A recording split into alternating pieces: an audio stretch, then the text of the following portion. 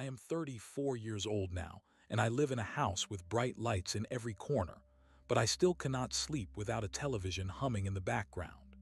Most people look back at their 20s as a time of freedom and exploration, but I look back at that time as the moment my reality fractured.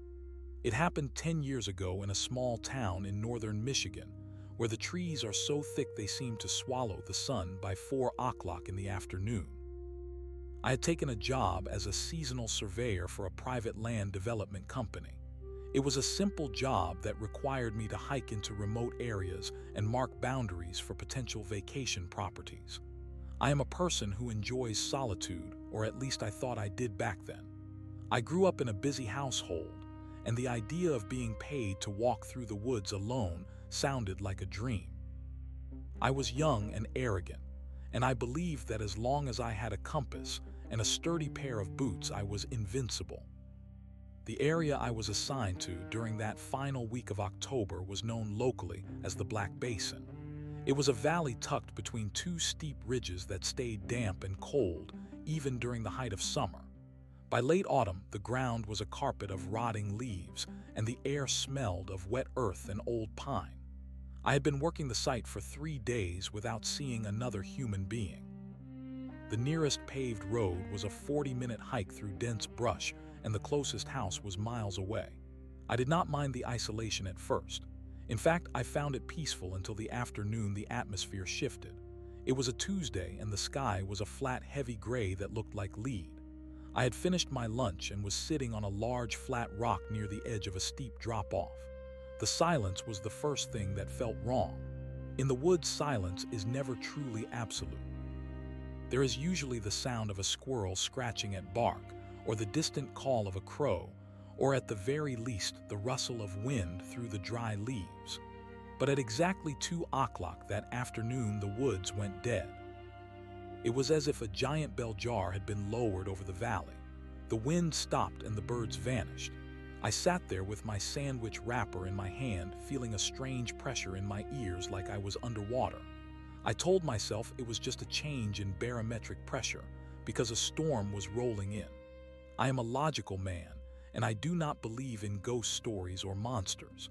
I took a deep breath and stood up to pack my bag, but my body froze before I could take a step. Out of the corner of my eye, I saw a movement. It was not the quick dart of an animal or the sway of a branch. It was a slow, deliberate shift in the light just a few feet to my right. I turned my head slowly, expecting to see a stray dog or perhaps a hiker who had wandered off the trail. There was no one there. There was only the empty rock and the gray trunks of the trees. I shook my head and rubbed my eyes. I had been working long hours, and the lack of conversation was starting to make my mind play tricks on me. I strapped on my backpack and picked up my surveying pole. I started walking back toward my base camp, which was a small tent I had pitched near a shallow creek. As I walked, I noticed that the silence followed me. Usually the sound of my own footsteps on the dry leaves was loud and rhythmic, but now it felt muffled, as if the ground were made of cotton. I stopped walking to adjust my bootlace, and that was when I heard it. A second set of footsteps stopped exactly 1 second after mine did. I held my breath and listened. My heart was thumping against my ribs like a trapped bird. I told myself it was an echo. The valley was shaped like a bowl, and sound could bounce off the ridges in strange ways. I took 5 quick steps and stopped. Crunch, crunch sound did not come from behind me. It came from right beside me. I looked to my left and saw nothing but the tangled brush. I looked to my right and saw the long shadow cast by a large oak tree. The sun was low, and the shadows were stretching out like long dark fingers across the forest floor. I noticed my own shadow stretching out in front of me. It looked normal enough, but then I saw it. Attached to the edge of my own shadow was a second darker shape. It was not shaped like a tree or a bush. It was the distinct outline of a person sitting down. It looked like someone was crouching right next to my hip, but when I looked at the actual ground beside me, there was nothing but empty air and dead leaves. I felt a cold chill wash over my skin that had nothing to do with the October air. My rational brain tried to find an explanation. Perhaps it was a trick of the overlapping shadows from the trees. Perhaps the uneven ground was distorting the shape of my own silhouette. I moved my arm to the left. My shadow moved its arm to the left. I moved my arm to the right. My shadow followed. But the dark shape crouching beside my shadow did not move. It remained perfectly still. It was a deep void of blackness that seemed to absorb the light around it. I felt a primal urge to run, but my legs felt heavy. I told myself to stay calm. I am a professional and I am in a familiar environment.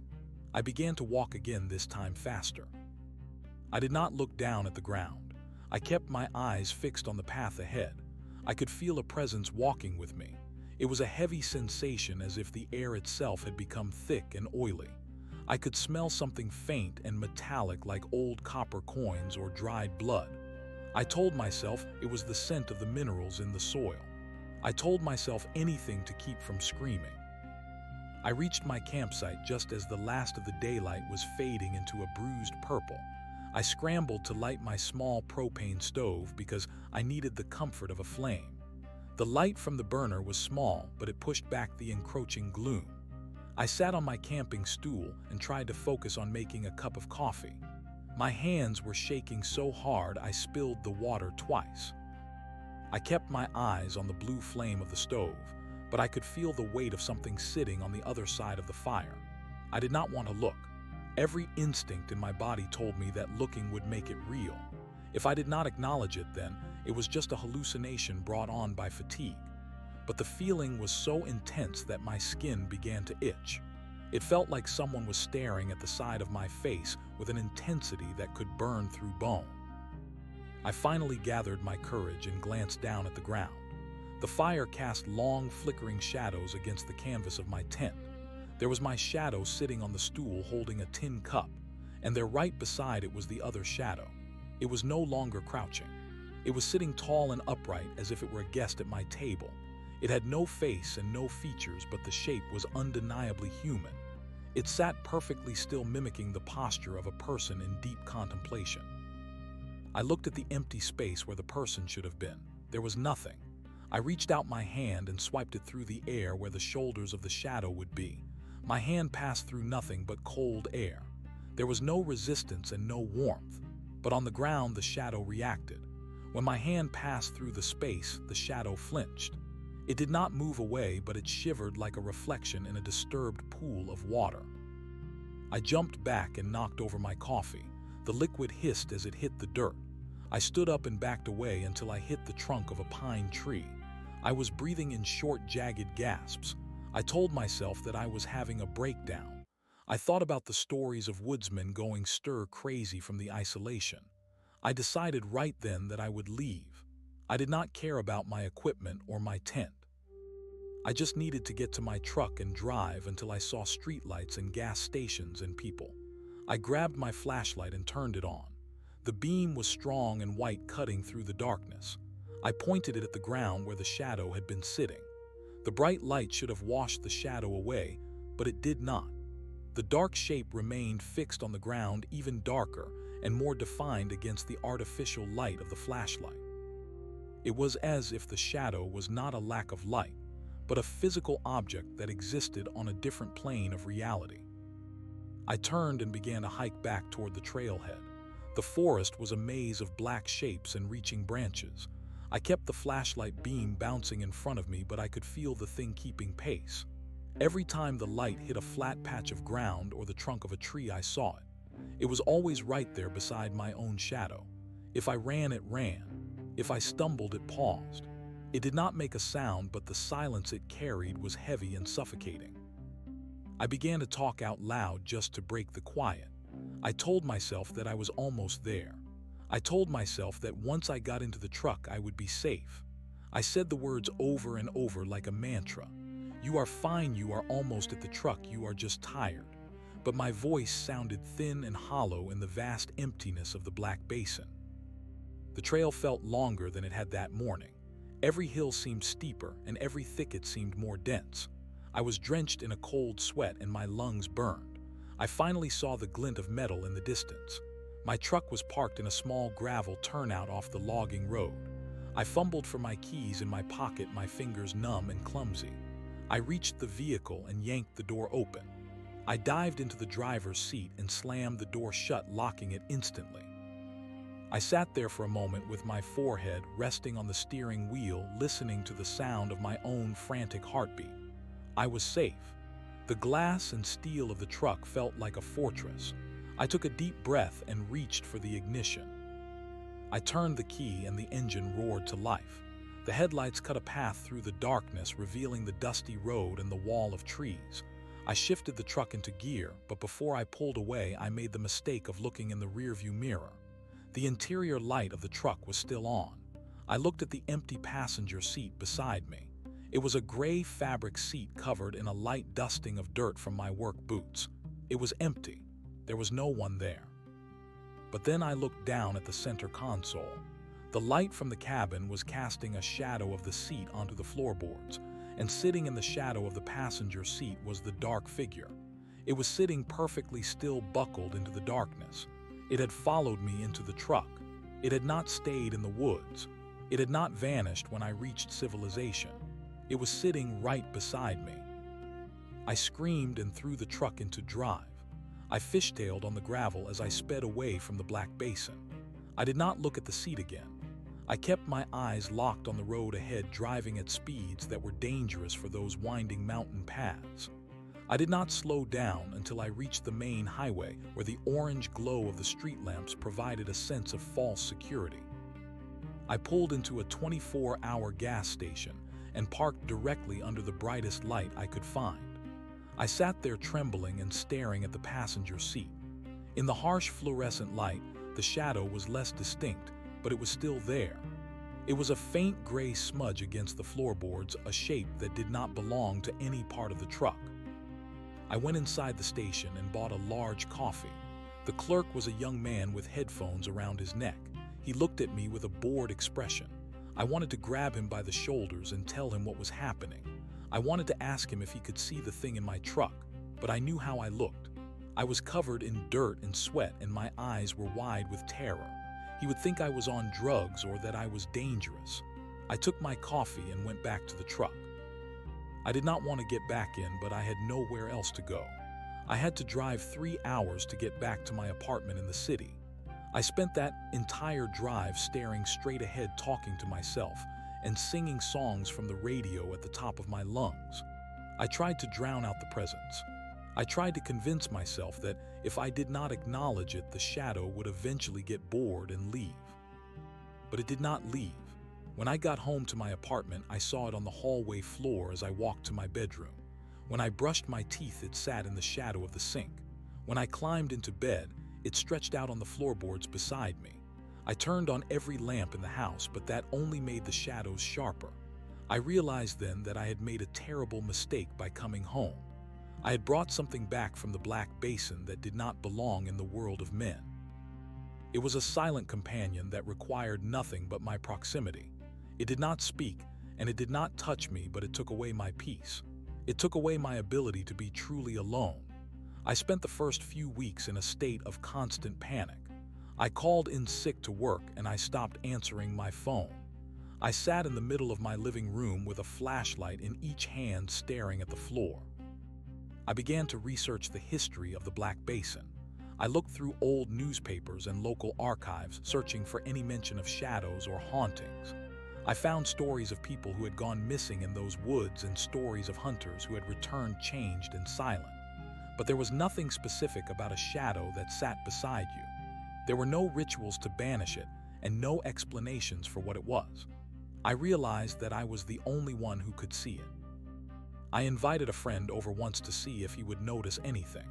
We sat on the couch and watched a movie. I kept glancing at the floor where the shadow was crouching near his feet. My friend did not see a thing. He laughed at the jokes in the movie and drank his beer while a piece of living darkness sat inches away from him. That was the moment I knew I was truly isolated. Even in a room full of people, I would always be the only one who knew the truth. As the months turned into years, the sharp terror faded into a dull, constant ache of anxiety. I learned how to live with it. I learned how to position myself so that I did not have to look at it directly. I stopped going to the woods and I stopped seeking out quiet places. I prefer the noise of the city and the constant movement of crowds, because it makes the shadow harder to track. But in the quiet moments when the world slows down, I can still feel it. I can feel the weight of its gaze even though it has no eyes. I can feel the coldness it radiates even though it has no body. It has become a part of my life like a chronic illness or a bad habit. I have accepted that it will never leave. It is the shadow that sat beside me, and it is the shadow that will stay until the end. I often wonder what will happen when I die. Will the shadow vanish, or will it wait for the next person who wanders too deep into the black basin? I do not have the answer. I only know that I am never alone, and that is the most terrifying thing of all. I tell this story not as a plea for help, but as a warning. There are places in this world where the light does not reach, and there are things in the dark that are looking for a place to sit. Do not go into the woods alone, and if you feel the silence settle around you, do not look at your shadow. Just keep walking and hope that you are faster than I was. The transition from the wilderness to the city did not break the tether as I had hoped it would. I had returned to my apartment in the city center, believing that the sheer volume of humanity and the constant hum of electricity would act as a shield. My home was a modest third-floor walk-up with hardwood floors and large windows that overlooked a busy intersection. For the first 2 days, I kept every light in the place burning until the bulbs hissed with heat. I did not sleep. I sat in a hard wooden chair in the kitchen because the fluorescent light above the stove was the most unforgiving light I owned. It cast a sharp and singular shadow of my body against the linoleum. For 48 hours I watched that shadow. It remained alone. There was no crouching figure. There was no second silhouette. I began to believe that the creature or the phenomenon was tied to the geography of the Black Basin. I thought that by crossing the county line, I had simply outrun a localized glitch in reality. The exhaustion finally won on the third night. I crawled into my bed without turning off the bedside lamp. I fell into a deep and dreamless sleep that felt more like a loss of consciousness than a rest. I woke up at 4 o'clock in the morning to the sound of a faucet dripping in the bathroom. The apartment was silent except for that rhythmic metallic click. I rolled onto my back and stared at the ceiling. The bedside lamp was still on, but the bulb was flickering as it reached the end of its life. The light pulsed and dimmed and pulsed again. I looked toward the wall where my shadow should have been projected. My shadow was there, stretched long and thin across the floral wallpaper, and sitting directly on the chest of my shadow was the dark shape. It was not a physical weight I could feel on my own ribs, but the visual was enough to stop my breath. The shape was smaller, now more compact, like a predatory bird perched on a branch. It did not move. It just existed in that two-dimensional space on the wall, overlapping with the image of my own heart. I scrambled out of bed and ran to the bathroom to splash cold water on my face. I did not look in the mirror. I could not risk seeing what might be standing in the reflection behind me. I stood over the sink with the water running and tried to count to 100. I told myself that the human mind is capable of incredible deception when it is deprived of sleep. I told myself that I was suffering from a lingering psychological trauma from the isolation of the woods.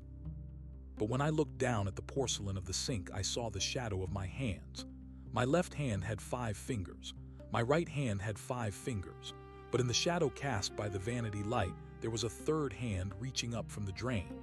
It was a long and spindly shadow with too many joints, and it was wrapping its dark fingers around the shadow of my wrist. I pulled my arms back so hard I hit the towel rack. The shadow hand did not follow my physical movement. It stayed fixed to the drain for a second before sliding back into the darkness of the pipes. I realized then that the rules had changed.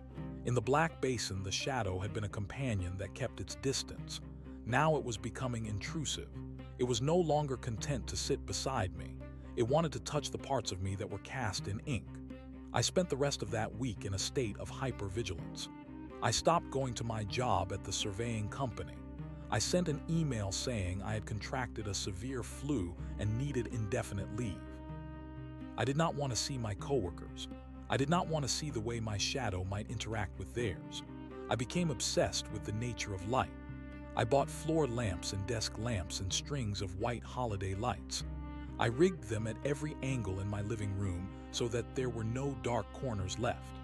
I created an environment of total illumination where every object cast 4 or 5 competing shadows. I thought that by blurring the lines of my own silhouette, I could confuse the thing that was following me. It worked for a short time. The overlapping lights created a chaotic map of gray on the floor, and I could no longer distinguish the intruder from the natural distortions of the room. I felt a sense of relief that was almost intoxicating. I ordered a pizza and sat on my sofa watching a news broadcast with the sound turned low. I felt like a man who had successfully fortified a castle against an invisible enemy. But as I reached for a slice of pizza, I noticed something strange about the shadows on the box. The multiple light sources should have created several faint shadows of my hand. Instead, all the shadows were converging into one single point of absolute blackness. The darkness was pulling itself together like spilled ink flowing backward toward a bottle. The shadows from the lamps in the corners of the room began to stretch and crawl across the floorboards toward the center of the rug. They were moving against the laws of physics. They were ignoring the direction of the light. I watched in horror as the shadows of my furniture detached themselves from the legs of the tables and chairs. They pooled together into a large undulating mass of void in the middle of the room. The mass began to rise. It did not have a three-dimensional body, but it moved with a sense of volume. It climbed up the wall and began to take the shape of the man I had seen in the woods. It was taller now, and its edges were sharper. It stood against the wall opposite me, and for the first time I felt a sound. It was not a sound I heard with my ears. It was a vibration in my teeth. It was a low and humming frequency that made the glass in the windows rattle. The shadow raised a long and dark arm and pointed at me. I looked at the wall behind my own head. My own shadow was no longer mimicking my posture. My shadow was cowering. It had its hands over its face and it was shaking. I fled the apartment that night with nothing but my wallet and the clothes on my back. I took the stairs 3 at a time and burst out onto the sidewalk. The streetlights of the city were a blessing. There were so many competing sources of light from the storefronts and the passing cars that the world was a jumble of shifting shapes. I walked for hours. I walked until my feet bled and the sun began to peek over the horizon. I found myself in a public park near the river. I sat on a bench and watched the joggers and the dog walkers. They looked so normal. They looked so grounded in the reality of the physical world. I envied them with a bitterness that tasted like bile. I wondered if any of them were carrying their own darkness. I wondered if the woman in the yellow tracksuit had a shadow that whispered to her when she was alone. I decided that I could not go back to the apartment. I took a bus to a different part of the city and checked into a cheap motel that used harsh white tiles and buzzing overhead lights. I spent my days in movie theaters and shopping malls. I sought out the brightest and most crowded places I could find. I found that the shadow struggled to maintain its form in places with high visual noise. In a crowded subway station, the thing became a frantic and jagged mess of lines that could not settle into a human shape. It seemed frustrated. It would flicker and snap like a broken film strip. I took a grim satisfaction in its struggle.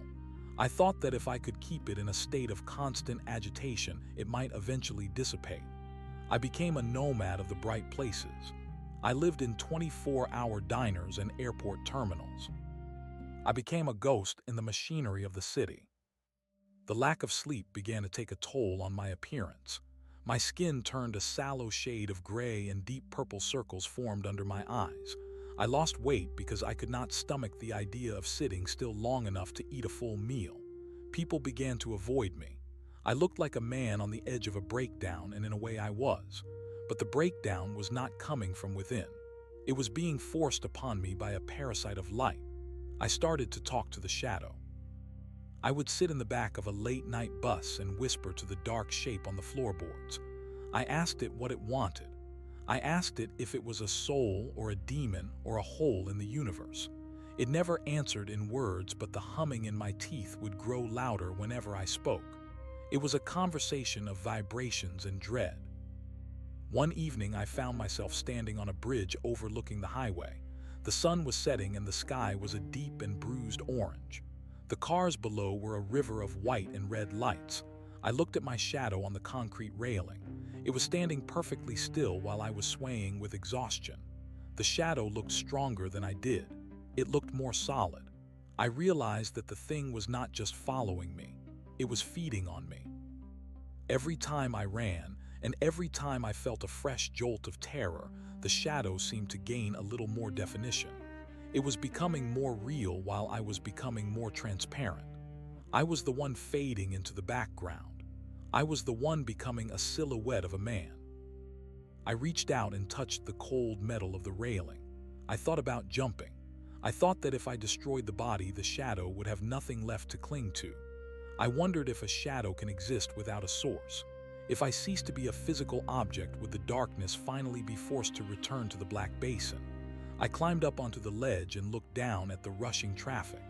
The wind pulled at my hair, and the smell of exhaust filled my lungs. I looked down at the shadow on the road below. It was not waiting for me to fall. It was already down there. It was standing in the middle of the highway, and the cars were passing right through it. It looked up at me, and for the first time I saw something that resembled a face. It was just two circles of deeper blackness where eyes should be, but the expression was one of patient expectation. It was waiting for me to join it in the dark. I stepped back from the ledge and collapsed onto the sidewalk. I cried until my throat was raw. I was too much of a coward to die and too much of a victim to live. I stayed on that bridge until a police officer came by and asked if I was all right. I told him I was just tired. He looked at me with pity and told me to go home. I wanted to tell him that I had no home left. I wanted to tell him that home was a place where you could close your eyes and feel safe. For me, the entire world had become a stage where a silent play was being performed for an audience of one. I got up and started walking again. I headed toward the center of the city where the lights never go out. I eventually found work as a night janitor in a large hospital. It was the perfect environment for someone in my condition. The hallways were bleached white and the lights were never dimmed. There were no soft corners and no decorative lamps. Everything was designed for maximum visibility. I spent my shifts mopping floors and emptying trash cans in a daze of sterile light. The shadow was still there, of course, but it was thin and pale.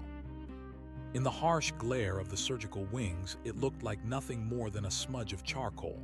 I could almost ignore it. I found a strange peace in the company of the sick and the dying. They had their own shadows to worry about.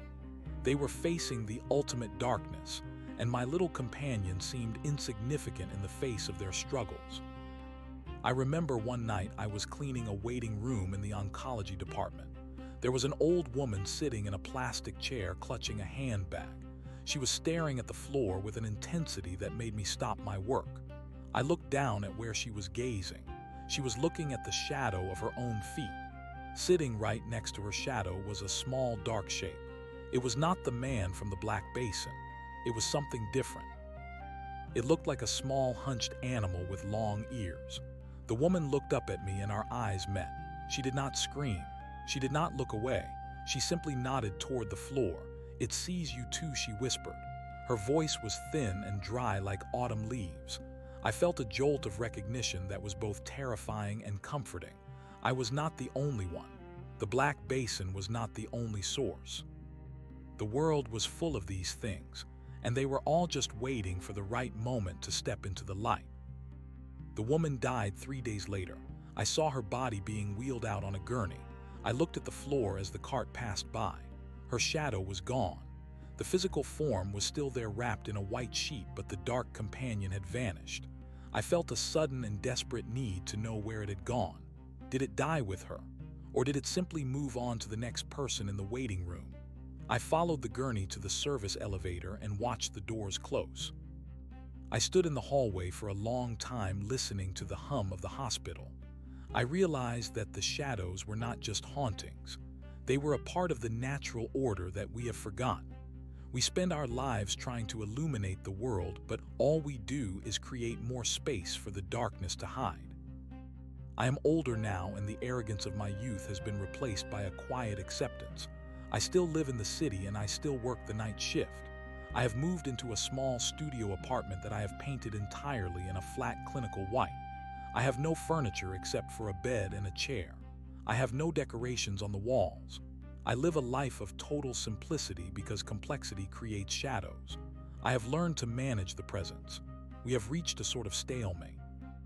It does not try to touch me anymore, and I do not try to run. We exist in a state of mutual observation. I watch it flicker against the baseboards, and it watches me live my small and quiet life. I sometimes think about the surveyor I used to be. I think about the man who loved solitude and believed in the power of a compass. That man is dead. He died in the Black Basin on a Tuesday in October. The person who occupies this body now is just a vessel for a memory and a shadow. I do not look at the sky anymore, and I do not go near the woods. I stay where the lights are bright and the air is stale. I have accepted my fate, but I still feel a duty to speak. I see people every day who are walking toward the dark places. I see hikers with their backpacks and families going on camping trips, and I want to scream at them to stay on the pavement. I want to tell them that the silence of the woods is not a gift. It is a hunger. The shadow is sitting beside me as I write these words. It is leaning over my shoulder, watching the pen move across the paper. It seems interested in its own story. The ink on the page is the same color as its skin. I wonder if it can read. I wonder if it knows that I am trying to warn you. If you are reading this and you feel a sudden chill in the room, do not turn around. Do not look at the floor. Just keep your eyes on the text. The darkness is only dangerous if you acknowledge its shape. As long as you pretend it is just a trick of the light, you are safe. But once you see the man in the shadow, he will never let you be alone again. The light is fading in my room now, and the bulb is starting to buzz. I have to go and change it. I cannot let the darkness get too thick. I have to keep the lines sharp. I have to stay in the light for as long as I can. Because I know that when the last bulb burns out, the shadow will finally step off the wall and into the room, and I will finally know what it feels like to be nothing but a shape in the dark. The hospital basement was a labyrinth of humming machinery and white tiles that reflected the fluorescent glow until the world felt like it was carved from bone. I moved my mop in slow, deliberate arcs across the linoleum. Every stroke was a ritual of maintenance. If I kept the floors clean and the surfaces polished, I felt as though I was keeping the chaos of the Black Basin at bay. But the shadow did not care for my efforts. It had grown accustomed to the artificial glare. It no longer hid in the corners. It stretched across the floor like a long, oily spill that refused to be wiped away. I could see it now even when I closed my eyes. The image of that elongated figure was burned into my retinas like the afterimage of a flashbulb. It was no longer a visitor. It was a permanent resident of my perception. I walked toward the supply closet to change the water in my bucket. The wheels of the plastic cart squeaked against the silence of the corridor. The sound was like a small animal in pain. I stopped and listened. There was a secondary rhythm to the squeak, a faint dragging sound that followed exactly 1 second behind my own footsteps.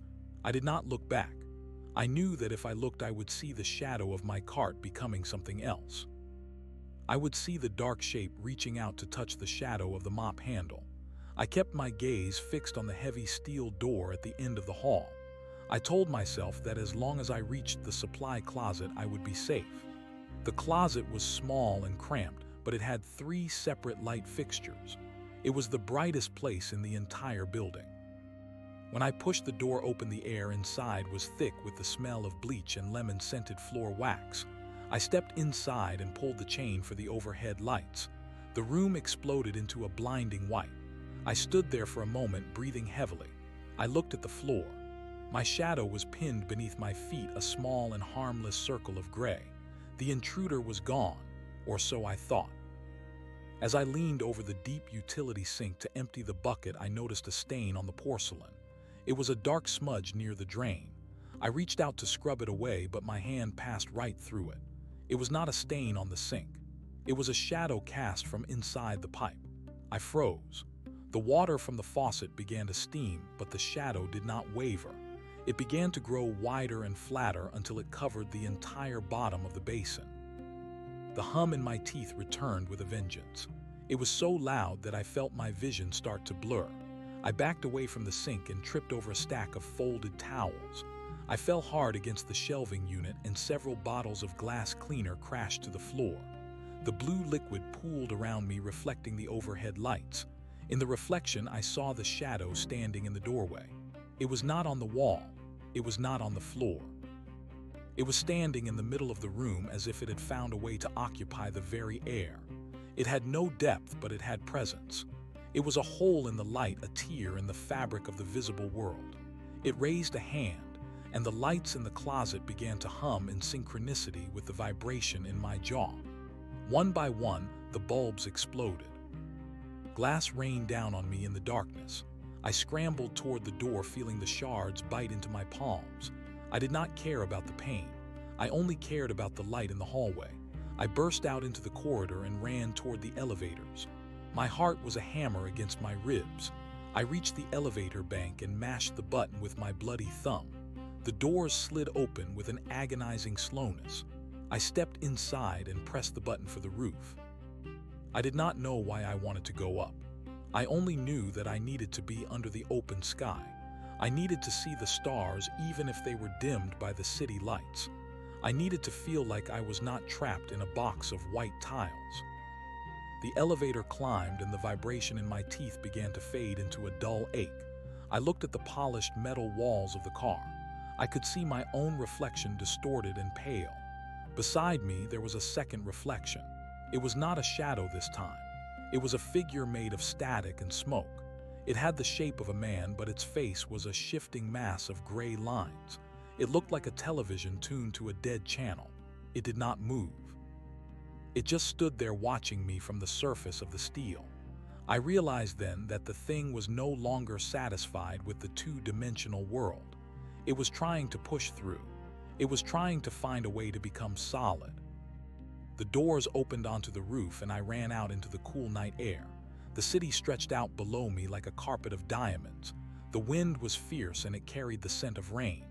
I walked to the edge of the roof and looked down at the street 20 stories below. The cars looked like toys. The people looked like ants. I felt a strange sense of vertigo that had nothing to do with height. It was the feeling of being untethered from reality. I looked at my hands. They were trembling. I looked at my shadow on the gravel surface of the roof.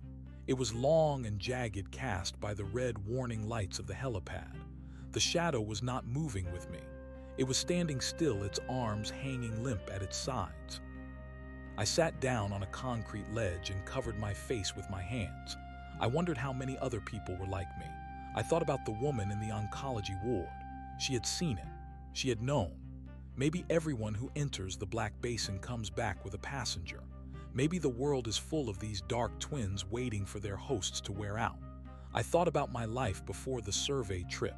I remembered the feeling of a sun on my back that did not feel like a threat. I remembered the way the woods used to smell like pine and damp earth instead of rot and ancient dust. I realized that I could never go back to that version of myself. That man had been erased. A sound came from the doorway of the roof access. It was a soft clicking noise like fingernails on stone. I did not turn around. I did not want to see what was emerging from the stairwell. I kept my eyes on the horizon. I watched the way the lights of the city flickered and pulsed. I thought about the power grid and the millions of bulbs that were keeping the darkness at bay.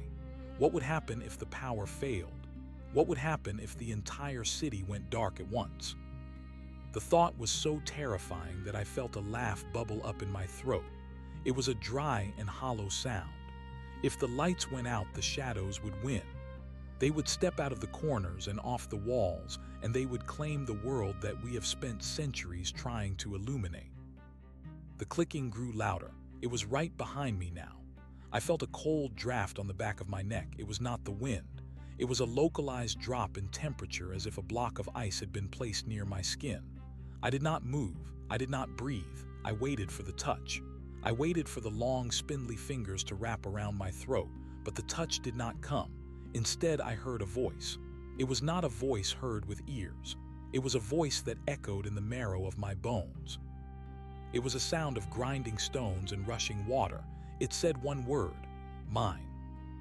I stood up and turned around. The roof was empty. The door to the stairwell was closed. The red lights of the helipad continued to blink in their steady mechanical rhythm. But when I looked down at the gravel, I saw that my shadow was gone. I was standing in the middle of a pool of red light and I cast no reflection. I looked at my hands and they were becoming translucent. I could see the outlines of the gravel through my palms. I was losing my density. I was becoming the very thing that I had been running from. The parasite had not just been feeding on my fear. It had been swapping places with me. It was taking my matter and giving me its void. I ran back to the elevator and pressed the button for the lobby. I needed to see people. I needed to see if they could still see me. The ride down felt like an eternity. The numbers on the display flickered and skipped. 30, 25, 18, 10. When the doors finally opened, I burst out into the lobby and ran toward the security desk. The guard was a young man with a tired expression. He was looking at a monitor and drinking coffee from a foam cup. I slammed my hands down on the desk. "Help me," I shouted. "Please help me." The guard did not look up. He did not even flinch. He continued to sip his coffee and stare at the screen. I reached out to grab his shoulder, but my hand passed right through him. It felt like sticking my arm into a bank of fog. There was no resistance. There was no warmth. I was a ghost in a world of solid things. I turned around and looked at the glass doors of the entrance. In the reflection of the glass, I saw the man from the black basin. He was wearing my janitor uniform. He was holding my mop. He looked at me with my own eyes and smiled. It was a slow and predatory smile that did not reach the eyes. He turned away and started to walk toward the elevators. I watched him go. I watched him inhabit my life with a grace that I had never possessed. He moved with purpose. He belonged in the light. I was the one who was now confined to the edges. I walked toward the corner of the lobby where the shadows were the thickest. I felt a strange sense of relief as the darkness enveloped me. The cold was no longer biting. It was comfortable. I sat down against the wall and watched the people come and go. They were so bright. They were so loud. They had no idea how fragile their reality was. They did not know that their shadows were just waiting for a moment of weakness to step forward and take the lead. I stayed in the hospital for a long time. I watched the seasons change through the glass doors. I watched the people I knew grow older and move on. I saw the guard get promoted and then retire. I saw new doctors arrive with fresh faces and leave with tired eyes. I was a silent observer, a smudge of gray in a world of color. I learned how to move through the walls. I learned how to ride the shadows like a wave. I was no longer afraid of the dark. I was the dark. But I never forgot the black basin. I never forgot the feeling of the sun on my skin. I would spend hours staring at the light fixtures, wishing I could feel the heat. One night I saw a man walking through the lobby. He was a surveyor. I could tell by the heavy boots and the rugged jacket. He looked tired and his eyes were full of a haunting loneliness. I followed him to the elevators. I watched him press the button for the top floor. I saw the way his shadow twitched when the doors opened. I felt a surge of something that might have been pity if I still had a heart. I stepped out of the corner and followed him into the car. I stood right behind him and I whispered into the back of his neck. I told him about the woods. I told him about the silence. I told him that he was not alone. The man shivered and looked in the mirror. He did not see me. He only saw a flicker of static. He reached up to rub his neck and I saw his shadow reach up to do the same. But the shadow was a second too slow. The man noticed. He froze and his breath hitched in his throat. I felt a spark of hunger. It was a new sensation, a sharp and driving need. I realized that I did not want to be a ghost anymore. I wanted to be solid. I wanted to feel the weight of a body and the pulse of a heart. I looked at the man and I saw a vessel. I saw a way back into the light. I began to press against him. I wrapped my darkness around his shoulders like a heavy coat. I felt his fear and it tasted like wine. It was the most delicious thing I had ever experienced. I pushed harder and I felt his resistance start to crumble. He was weak. He was tired. He was exactly what I had been on that Tuesday in October. I leaned in close to his ear and I hummed a low and steady frequency. I felt his teeth start to vibrate. I saw his eyes go wide with a terror that I knew all too well. It was a beautiful sight. The elevator reached the roof and the doors opened. The man stumbled out into the night air just as I had done so many years ago. He ran to the edge of the roof and looked down at the city. I followed him, staying just out of his line of sight. I watched him struggle with the realization that his world was falling apart. I watched him look at his hands and see the transparency. I was taking his matter. I was becoming real. I felt the wind on my face for the first time in decades. It was cold and sharp, and it felt like life. I stepped into the light of the helipad and I looked at my hands. They were solid. They were tanned from a sun I had not seen in years. I looked at the man and I saw him fading into a gray mist. He was crying, but no sound came out. He was a silhouette of a man, a memory of a person. I felt a moment of hesitation, but it was quickly drowned out by the sheer joy of being physical. I walked toward the door to the stairwell and I did not look back. I had a life to live. I had a job to do. I had a world to explore. I walked down the stairs and out into the lobby. The guard looked up and nodded at me. "Morning, Bill," he said. "You look like you had a long night." I smiled at him. It was a perfect smile, just a bit of a headache, I said. My voice was strong and clear. I walked out of the hospital and into the morning sun. The warmth was incredible. I stood on the sidewalk and let the light wash over me. I looked down at the pavement and I saw my shadow. It was a perfect match for my body. It moved when I moved. It stopped when I stopped. It was a loyal companion. But as I started to walk toward the bus stop, I noticed something. My shadow was not alone. There was a second silhouette standing right next to mine. It was a tall and thin figure with long, spindly arms. It was not moving. It was just watching me. I felt a cold chill run down my spine despite the heat of the sun. I realized that the cycle was not over. I had not escaped the darkness. I had only changed my position in the play. I was the one in the light now, but the shadow was still there waiting for its turn. I began to walk faster, but the second shadow kept pace. It did not matter how fast I ran or how bright the sun was. The black basin was not a place. It was a condition, and it was never going to let me go. I walked through the city streets with a stride that felt heavy and deliberate. The weight of a physical body was a novelty that I savored with every step. I could feel the friction of my socks against the inside of my shoes, and the way the fabric of my trousers brushed against my knees. These were sensations I had forgotten during my long tenure as a smudge on the hospital wall. The sun was high in the sky, and the heat it radiated felt like a physical embrace. I stopped at a small park and sat on a wooden bench. I watched the pigeons scatter as a child ran through their midst. I listened to the distant roar of traffic and the chatter of people on their lunch breaks. It was a symphony of existence, and I was finally part of the audience again. But the second shadow remained. It was pinned to the concrete at my feet, stretched out beside the shadow that I now claimed as my own. It did not shift with the wind or flicker when the clouds passed over the sun. It was a constant ink blot on the world of light.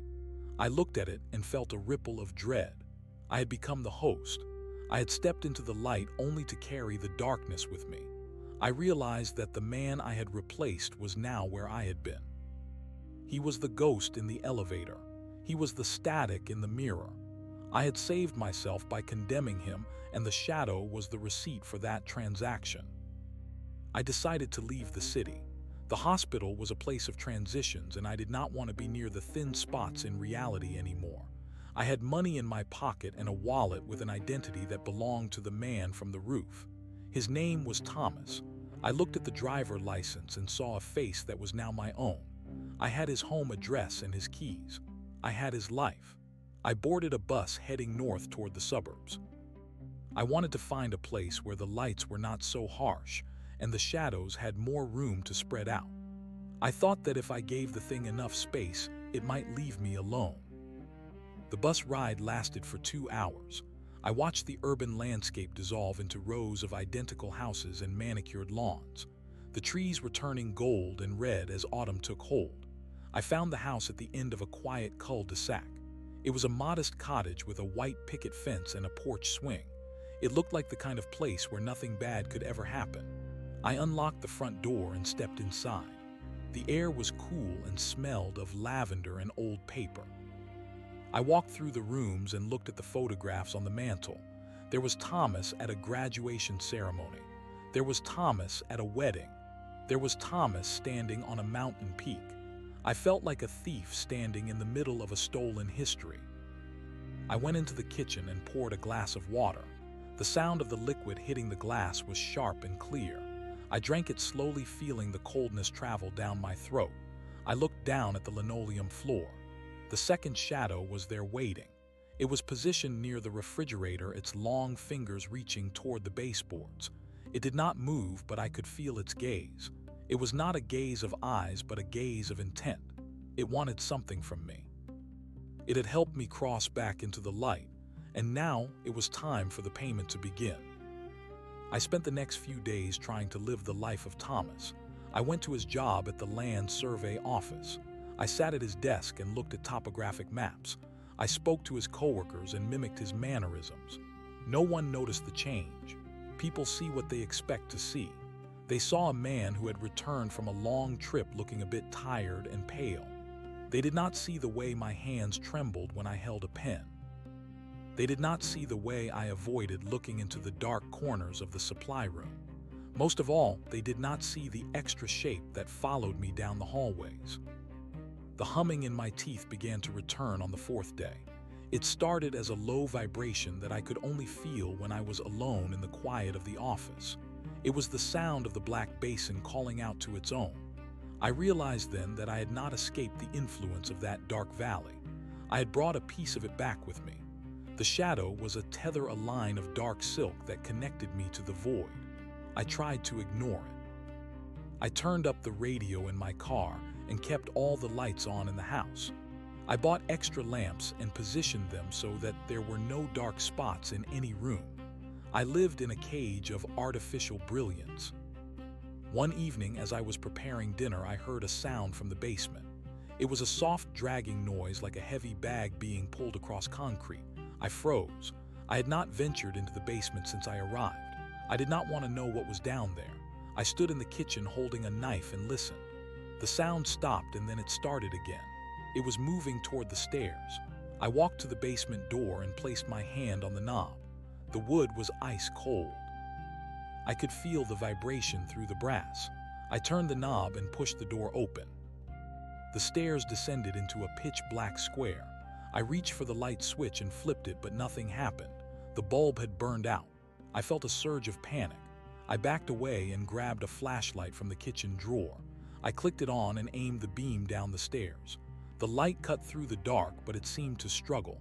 The dust motes in the air looked like tiny gray insects. I walked down the first step and then the second. The air grew colder with every inch I descended. When I reached the bottom, I shone the light around the room. It was a typical basement filled with cardboard boxes and old furniture. But in the center of the room, there was a large mirror leaning against the wall. It was covered with a dusty sheet. The dragging sound had come from the mirror. I walked toward it, my heart hammering against my ribs. I reached out and pulled the sheet away. The glass was dark and clouded with age. I saw my own reflection in the flashlight beam. I looked tired and haggard. Then I saw the second reflection. It was standing behind me in the mirror world. It was not a shadow anymore. It was a man. He was tall and thin with skin the color of wet ash. He was wearing a tattered coat that looked like it was made of smoke. He was holding a Surveyor Transit in his hands. He looked at me with eyes that were nothing more than holes in his face. He raised the transit and pointed it at me. I felt a sharp pain in my chest, as if a needle had been driven into my heart. The man in the mirror spoke. His voice was the sound of dry leaves skittering across a grave. "You think you are the first," he said. "You think you are the one who won." I looked at him and saw the faces of 100 other men shifting beneath his skin. I saw the janitor from the hospital. I saw the woman from the oncology ward. I saw a long line of victims stretching back through time. "We are the guild of the lost," he said. We are the ones who took the light and found it was not enough. I dropped the flashlight and it shattered on the floor. The basement plunged into darkness. I felt the man in the mirror reach out and grab my arm. His grip was like a band of frozen iron. I tried to pull away, but I was rooted to the spot. I felt my matter beginning to thin once again. The light I had stolen was leaking out of me like water from a cracked jar. I realized that the cycle was much shorter than I had anticipated. I was not meant to live a full life in this body. I was merely a temporary vessel, a bridge for the next shadow to cross. I felt myself being pulled toward the glass. The surface of the mirror felt like cold liquid. I screamed, but the sound was swallowed by the dark. I saw the man in the ash coat stepping out of the frame. He was becoming solid as I was becoming smoke. He took my knife from the kitchen counter and looked at it with a strange fascination. He looked at my hands and smiled. "Thank you, Thomas," he whispered. "It has been a long time since I felt the sun." I was pulled into the mirror world. It was a place of endless gray plains and black forests. The sky was a ceiling of static. I looked back and saw the basement through the glass. I saw the man who was now Thomas walking up the stairs and closing the door. I saw the light from the kitchen shining through the cracks. I was now the shadow on the other side. I was the one waiting in the dark for the next surveyor to stumble into the black basin. I wandered the gray plains for what felt like centuries. I met others like me. We were a silent army of silhouettes drifting through the mist. We did not speak, but we shared a common hunger. We were all waiting for a crack in the wall. We were all waiting for a moment of weakness in the world of light. I learned how to fold myself into the corners of reality. I learned how to wait in the pipes and the wiring. I learned how to be a smudge on a lens and a flicker in a bulb. Eventually, I found my way back to the hospital. I do not know how I got there, but the geography of the dark is different from the geography of the light. I found the basement with the white tiles and the humming machinery. I found the supply closet with the 3 light fixtures. I waited in the shadows of the utility sink. I watched the new janitor as he mopped the floors. He was a young man with a bright future and a whistle on his lips. He did not know that I was watching him. He did not know that his shadow was starting to stretch in ways that were not natural. I began to hum. I felt my vibration sync with the fluorescent lights. I saw the janitor stop and rub his jaw. I saw the confusion in his eyes as the hum grew louder. I felt a surge of anticipation. The cycle was beginning again. I was no longer the victim. I was the predator. I was the thing in the dark that everyone fears but no one can name. I watched the janitor reach for the light chain in the closet. I prepared myself for the moment of the flash. I prepared myself to take back the light that had been stolen from me. The door to the closet opened and the room exploded into a blinding white. I pinned myself to the floor beneath the janitor's feet. I was a small and harmless circle of gray. He did not see me. He did not know that he was walking on a grave. He leaned over the sink to empty his bucket and I saw the dark smudge near the drain. I reached out from the pipe and touched his reflection. I felt the spark of connection.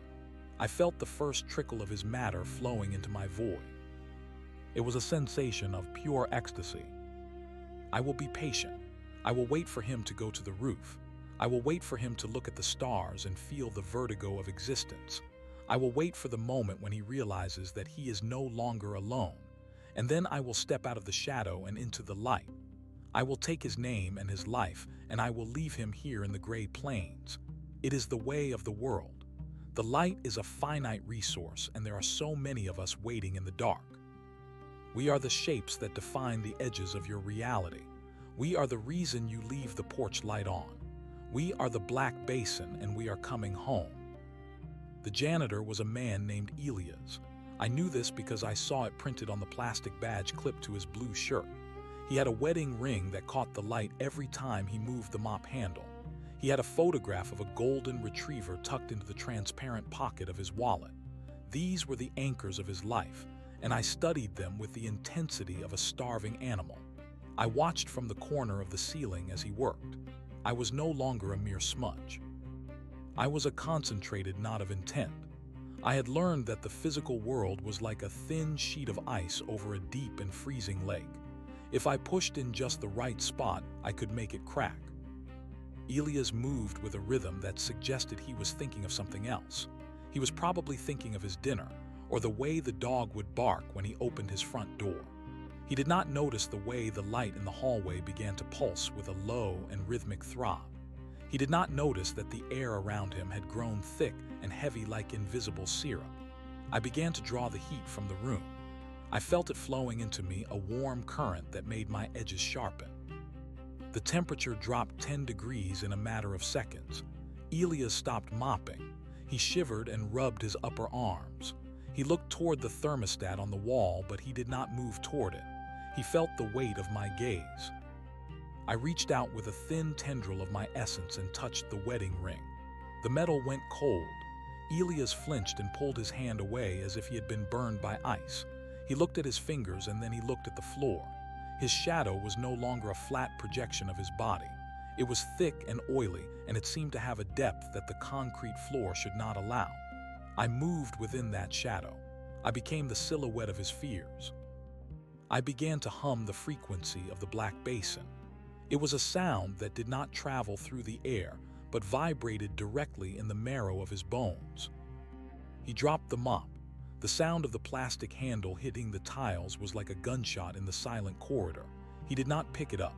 He backed away toward the elevators, his eyes darting from side to side. He was looking for a person or a reason or a way out. I did not let him find any of those things. I slipped into the electronics of the building. I felt the surge of the alternating current. I tasted the copper and the silicon. I reached the elevator control panel and I called the car. The bell chimed a lonely and hollow note. The doors slid open with a mechanical sigh. Elias hesitated. He knew that the elevator was a trap. Every instinct in his biological brain was screaming at him to take the stairs, but I was already there. I had filled the stairwell with a darkness so absolute that it looked like a solid wall of obsidian. He looked at the black throat of the stairs, and then he looked at the bright interior of the elevator car. He chose the light. It was the mistake that every one of them made. They thought the light was safety. They did not understand that the brightest light creates the deepest shadows. He stepped into the car and pressed the button for the ground floor. I stayed in the corner of the ceiling, a patch of darkness that looked like a water stain. As the elevator began its descent, I began to expand. I flowed down the walls like spilled ink. I covered the buttons. I covered the mirror. I covered the emergency phone. Elias began to scream, but the sound was muffled by the density of my presence. It was as if he were screaming underwater. I pressed against his chest. I felt the frantic drum of his heart. It was a beautiful rhythm, a frantic and desperate song of life. I did not want to kill him. Death was a waste of resources. I wanted to exchange. I wanted to trade my cold and hollow existence for the warmth of his blood and the weight of his memories. I began to pull his matter into myself. I felt the texture of his skin. I felt the taste of the coffee he had drunk an hour ago. I felt the memory of his wife's kiss on his cheek. It was like drinking a gallon of liquid sunlight. I grew heavy. I grew solid. I felt the floor of the elevator beneath my new feet. Elias was fading. He was becoming a sketch of a man, a pale and transparent ghost. He looked at his hands and saw the metal of the elevator car through his palms. He tried to grab me, but his fingers passed through my shoulders like smoke. I looked at him with his own eyes. I smiled with his own mouth. I was Elias now. I had his name and his badge and his wedding ring. I had the memory of the dog and the smell of the lavender in the house in the suburbs. I was the master of the light. The elevator reached the lobby and the doors opened. I walked out into the cool air of the night. The security guard behind the desk looked up and waved. "Have a good night, Elias," he said. I nodded and gave him a tired smile. "See you tomorrow, Frank," I replied. My voice was perfect. It had the right rasp and the right pitch. I walked out of the hospital and toward the parking lot. I found the old blue sedan and unlocked the door. The interior smelled of dog hair and stale tobacco. It was the most wonderful smell I had ever encountered. I drove through the city streets feeling the vibration of the engine in my hands. I was alive. I was a person with a destination and a history. I followed the path that the memories in my head dictated. I turned onto the highway and watched the city skyline recede in the rearview mirror. I was heading toward a small house on the edge of a forest. I was heading toward a woman who would expect me to sit at the table and talk about my day. I felt a flicker of guilt, but it was quickly extinguished by the sheer physical joy of breathing. When I pulled into the driveway, the dog began to bark. It was a loud and joyous sound. I stepped out of the car and the golden retriever ran toward me, wagging its tail. It stopped a few feet away and sniffed the air. Its ears went back and it let out a low growl. Animals always knew. They could see the seams in the world that humans ignored. I reached down and patted its head. "It is okay, boy," I said. "It is just me." The dog whimpered and backed away, but it did not bark again. It followed me to the door with a wary and confused expression. I walked into the house and the woman was there. She was standing in the kitchen stirring a pot of soup. She looked up and smiled. "You are late," she said. "I had to finish up a few things," I told her. I walked over and kissed her on the forehead. Her skin was warm and soft. I felt a surge of hunger, but it was not the hunger of a ghost. It was the hunger of a man who had been wandering in a desert for 1,000 years. I sat at the table and ate the soup. I listened to her talk about her sister and the garden and the weather. I was a perfect actor playing a perfect role. But as the night wore on, I noticed the silence. It was not the silence of a quiet house. It was the silence of the Black Basin. It was a heavy and expectant stillness that seemed to emanate from the shadows in the corners of the room. I looked down at the floor and saw my shadow. It was tall and thin with long, spindly arms. It did not match the body I was currently wearing. It was the shadow of the man in the ash coat. It was the shadow of the void. I realized then that the exchange was not a clean one. I had taken the body of Elias, but I had brought the darkness with me. I was a carrier. I was a walking infection of the void. The house that had felt so warm and inviting began to feel like a cage. The lights seemed dimmer. The air felt thinner. I looked at the woman, and I saw the way her shadow was beginning to twitch. I saw the way the darkness was reaching out toward her from beneath the kitchen table. I tried to pull the shadow back. I tried to command it to stay still, but the shadow had a will of its own. It was a separate entity, a passenger that had hitchhiked on my soul. It wanted more. It was not satisfied with one body. It wanted the whole world. It wanted to turn every light into a flicker and every heart into a stone. I stood up and walked to the window. I looked out at the forest. The trees were black skeletons against the moon. I saw the shapes moving between the trunks. I saw the eyes that were nothing more than holes in the night. The Guild of the Lost was not just a memory. It was an army. We had been crossing over one by one for centuries. We were the neighbors you did not quite trust. We were the strangers who looked a bit too much like your old friends. We were the people who never quite seemed to fit into their own skin. We were the architects of the quiet desperation that defined the modern world. And we were growing. Every time one of us stepped into the light, we brought a piece of the Black Basin with us. I turned back to the woman. She was looking at me with a worried expression. "Elias, is everything okay?" she asked. "You look like you have seen a ghost." I laughed and the sound was like dry leaves. "I have seen many things," I said. I walked toward her and I felt the shadow stretching out before me. It was a long and jagged blade of darkness. I saw her eyes go wide as she noticed the shape on the floor. She looked at me and then she looked at the shadow. She began to back away toward the living room. I did not want to hurt her. I truly did not, but the hunger was returning. It was a sharp and driving need that eclipsed every other emotion. I needed more matter. I needed more warmth.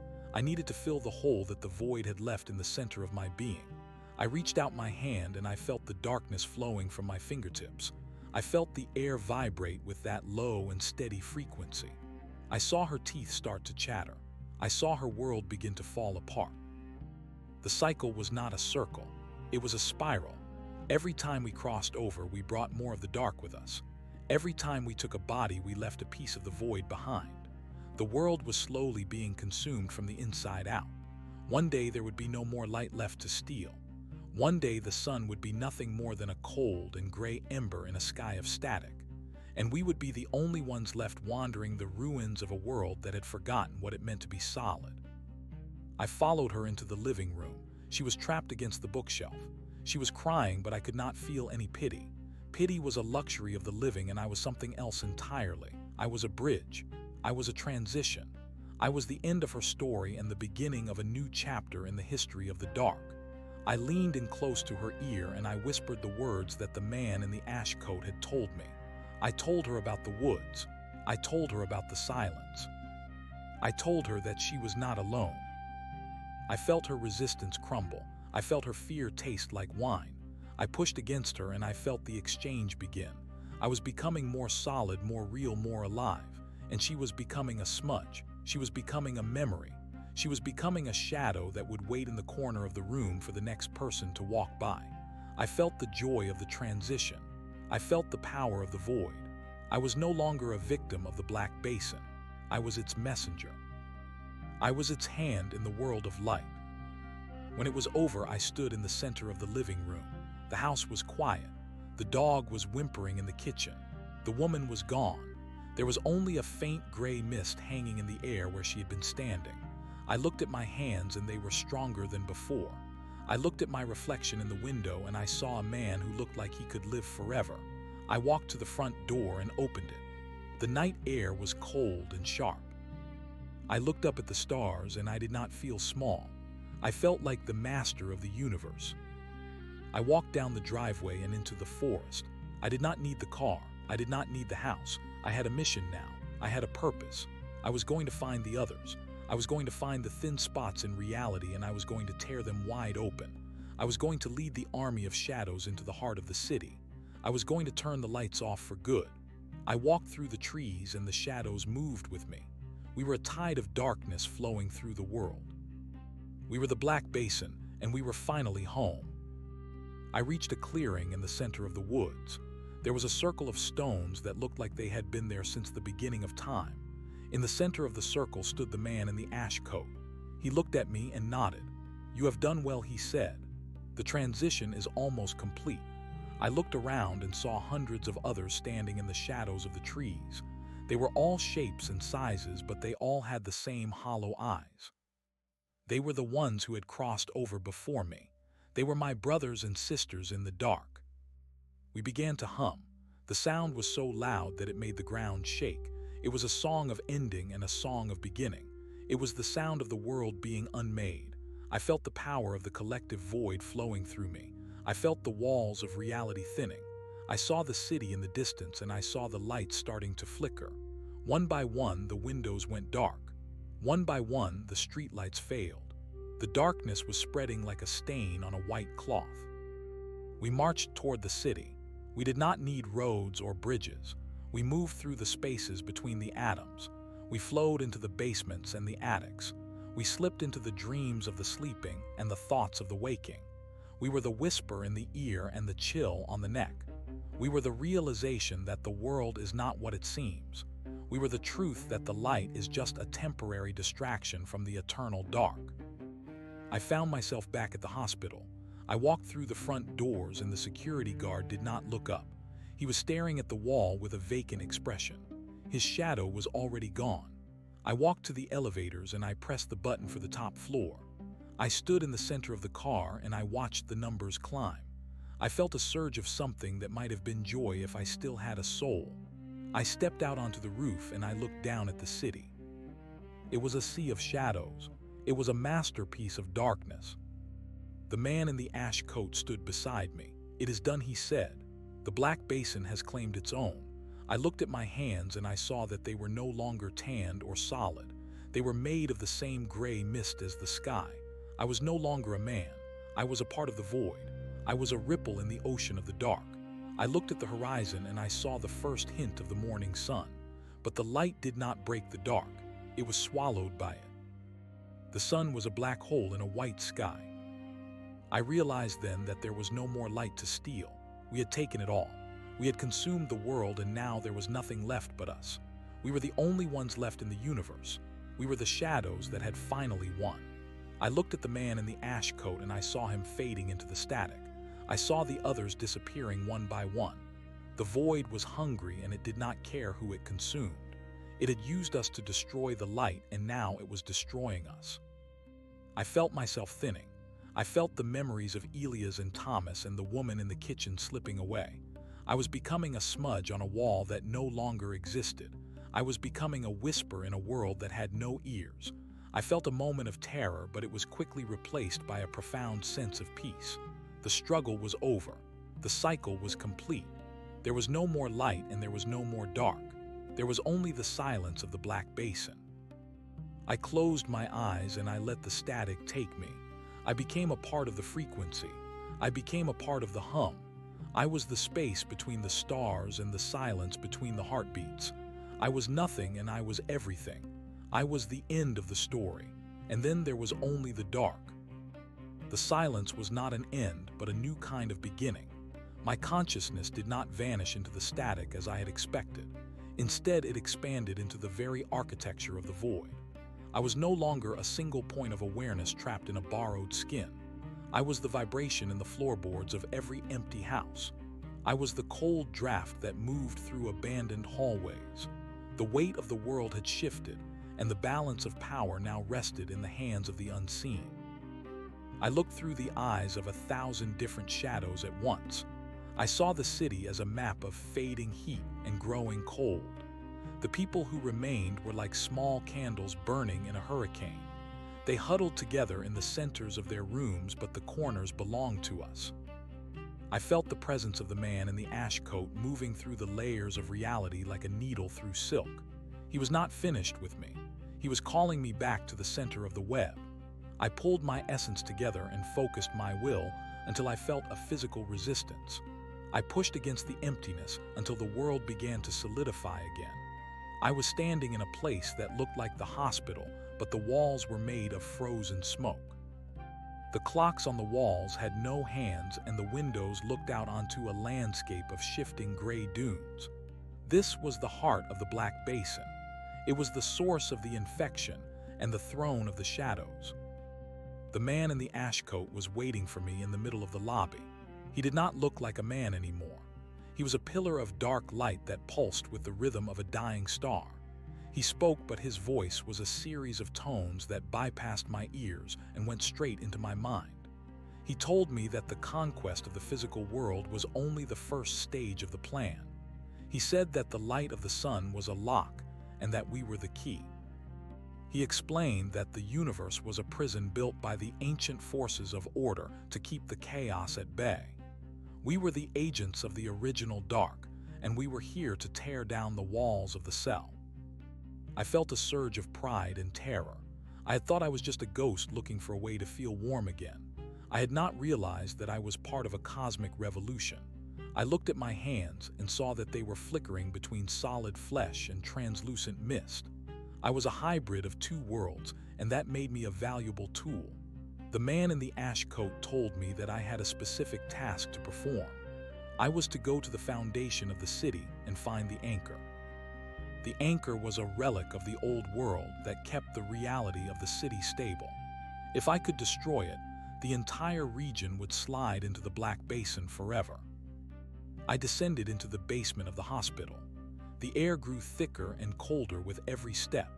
I passed through the laundry rooms and the boiler rooms until I reached a heavy iron door that was not on any map. I pushed it open and found myself in a cavern that stretched for miles beneath the earth. The walls were covered in glowing moss that cast a sickly green light over the jagged rocks. In the center of the cavern was a pillar of white marble that seemed to vibrate with a pure and holy energy. This was the anchor. It was the last piece of the old world that remained untouched by the dark. I approached the pillar and felt a wave of heat that made my skin crawl. It was the heat of life and purpose and hope. It was everything that I had lost and everything that I now hated. I reached out to touch the stone, but my hand was repelled by an invisible force. The pillar was protected by a barrier of pure light. I heard a voice in the back of my mind telling me to stop. It was the voice of Elias. He was still there, buried deep within my memories. He was pleading with me to spare the city. He was showing me images of his wife and his dog, and the simple beauty of a summer afternoon. I hesitated. The human part of me that I had stolen was fighting back. I felt the weight of the wedding ring on my finger. I felt the phantom taste of the soup in my mouth. I remembered the way the sun felt on my face when I was a living man. For a moment, I wanted to turn back. I wanted to find a way to reverse the process and give Elias his life back. But then I felt the cold pressure of the void. I remembered the hunger and the emptiness. I remembered the long centuries of wandering in the dark. I realized that there was no going back. I was a creature of the shadows now, and the light was my enemy. I called upon the power of the Black Basin. I drew the darkness from the corners of the cavern and channeled it into my arms. I felt my body growing larger and denser. I became a mountain of shadow pressing against the barrier of light. The two forces clashed with a sound like grinding glass. The green moss on the walls withered and died. The ground began to crack beneath my feet. I pushed harder and I felt the barrier start to give way. I heard the screams of 1,000 souls as the reality of the city began to buckle. The pillar of marble began to turn gray. The white light was being consumed by the black ink of my essence. I saw cracks appearing in the stone, and a dark liquid began to leak out of the fissures. It was the blood of the world. I felt a surge of ecstatic power as the anchor crumbled into dust. The vibration in the earth stopped and was replaced by a sudden and absolute silence. The cavern began to collapse around me, but I did not move. I stood in the ruins of the old world and I laughed. The sound was a jagged edge that cut through the air. I felt the weight of the city above me shifting. The buildings were sinking into the earth. The streets were folding in on themselves. The people were being swallowed by the shadows that they had ignored for so long. I felt the connection to the man in the ash coat growing stronger. He was pleased. I had completed my mission, and the gates were now wide open. I began to rise through the earth, passing through rock and soil as if they were water. I emerged into the ruins of the hospital and looked out at the city. The transformation was complete. The city was no longer a place of glass and steel. It was a forest of black towers that reached up toward a sky of swirling gray clouds. The lights were gone, and the only illumination came from the faint glow of the void. The people were nowhere to be seen. They had been transformed into shadows themselves, or they had been consumed entirely. I walked through the empty streets and felt a sense of peace that I had never known. The world was finally quiet. The noise of life had been silenced, and the eternal dark had returned. I found the man in the ash coat standing on the remains of a bridge. He was looking out at the horizon where the last of the sun was disappearing. He turned to me, and his face was a void of infinite depth. He told me that our work was just beginning. There were other cities and other anchors. There were other worlds that still clung to the light. We would hunt them down one by one until there was nothing left but the Black Basin. He offered me a hand, and I took it. His grip was cold and hard like iron. We stepped off the bridge and into the air. We did not fall. We drifted on the currents of the void, moving toward the next target. I looked back at the city and saw the shadows dancing in the streets. They were celebrating their victory. They were the new masters of the earth. I felt a flicker of something in my chest, but it was not guilt. It was a cold and steady flame of purpose. I was no longer a ghost or a man. I was a god of the dark. I was the herald of the end. As we moved through the gray sky, I saw the patterns of the universe laid out before me. I saw the fragile threads of reality and the vast gaps of nothingness that lay between them. I realized that the light was just a thin veil, and that we were the truth that lay beneath. I saw the beauty in the destruction. I saw the elegance in the void. I understood now why the man in the ash coat had chosen me. I had a capacity for darkness that exceeded even his expectations.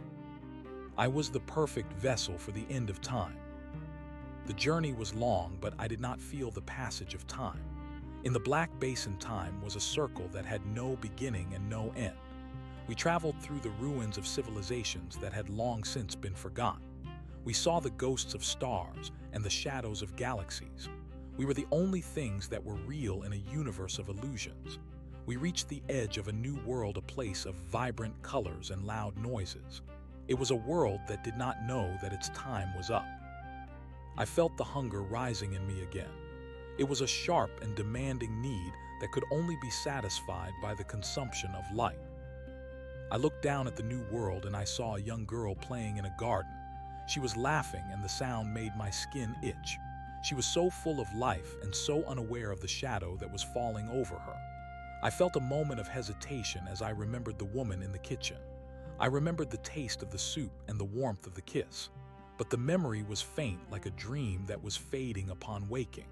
I pushed it aside and focused on the task at hand. I began to descend toward the garden, my essence trailing behind me like a cloak of smoke. The girl stopped playing and looked up. She saw me, but she did not run. She looked at me with curiosity and wonder. She thought I was a cloud or a trick of the light. I landed in front of her and the flowers at my feet turned black and crumbled. The air grew cold and the birds in the trees stopped singing. I reached out a hand and touched her cheek. Her skin was warm, but I felt the warmth draining into me. I felt her life force flowing through my fingers like liquid gold. She began to pale, and her eyes grew wide with fear. I did not stop. I could not stop. I was a force of nature, and she was just an obstacle in my path. I felt her heart slowing down, and I felt her breath becoming shallow. I was taking her memories and her dreams and her future.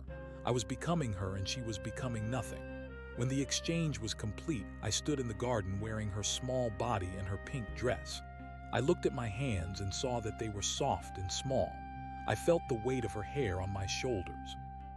I looked up at the house and saw her mother standing in the doorway. Elias was gone.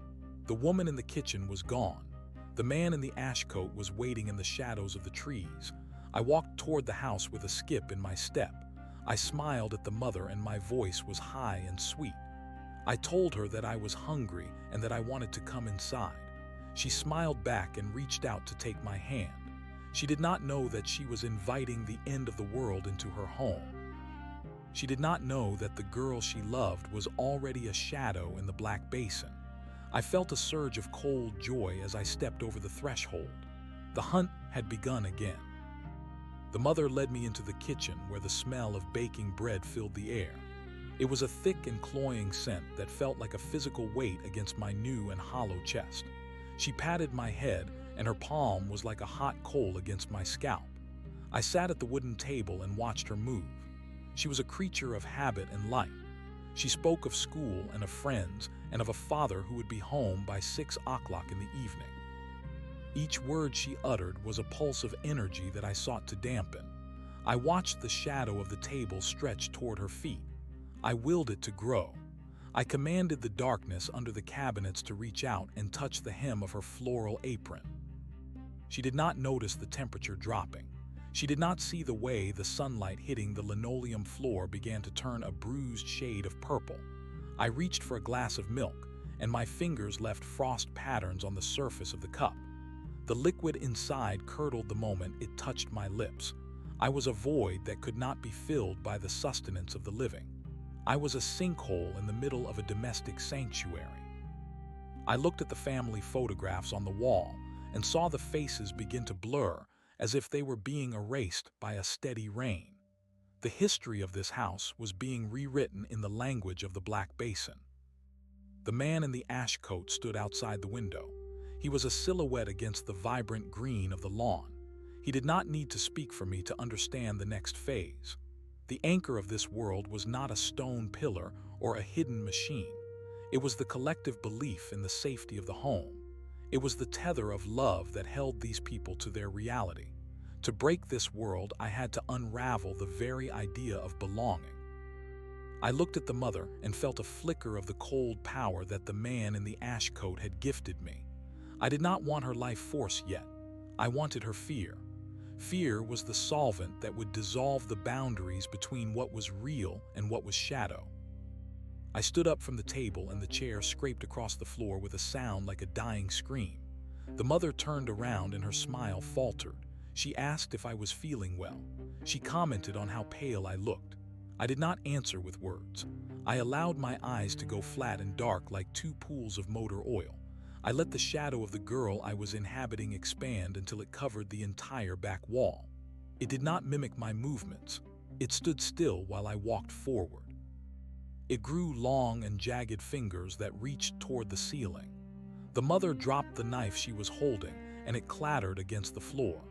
She backed away toward the sink, and her breath began to come in short and ragged gasps. The air in the kitchen began to shimmer with static. The radio on the counter started to hiss with the same low-frequency hum that I had heard in the woods. It was the song of the unmaking. I stepped toward her, and with every movement the house grew older. The wallpaper peeled and turned brown. The fresh bread on the counter became a mound of gray ash. The ceiling began to leak a dark and viscous fluid that smelled of old earth and stagnant water. I was bringing the hospital and the woods and the black basin into her kitchen. I was showing her that the walls of her life were made of paper and that I was the fire. She called out the name of the girl. She begged me to stop. She thought there was still a child inside the monster. I felt a momentary pang of something that might have been regret, but it was swallowed by the immense hunger of the collective void. I was not a person anymore.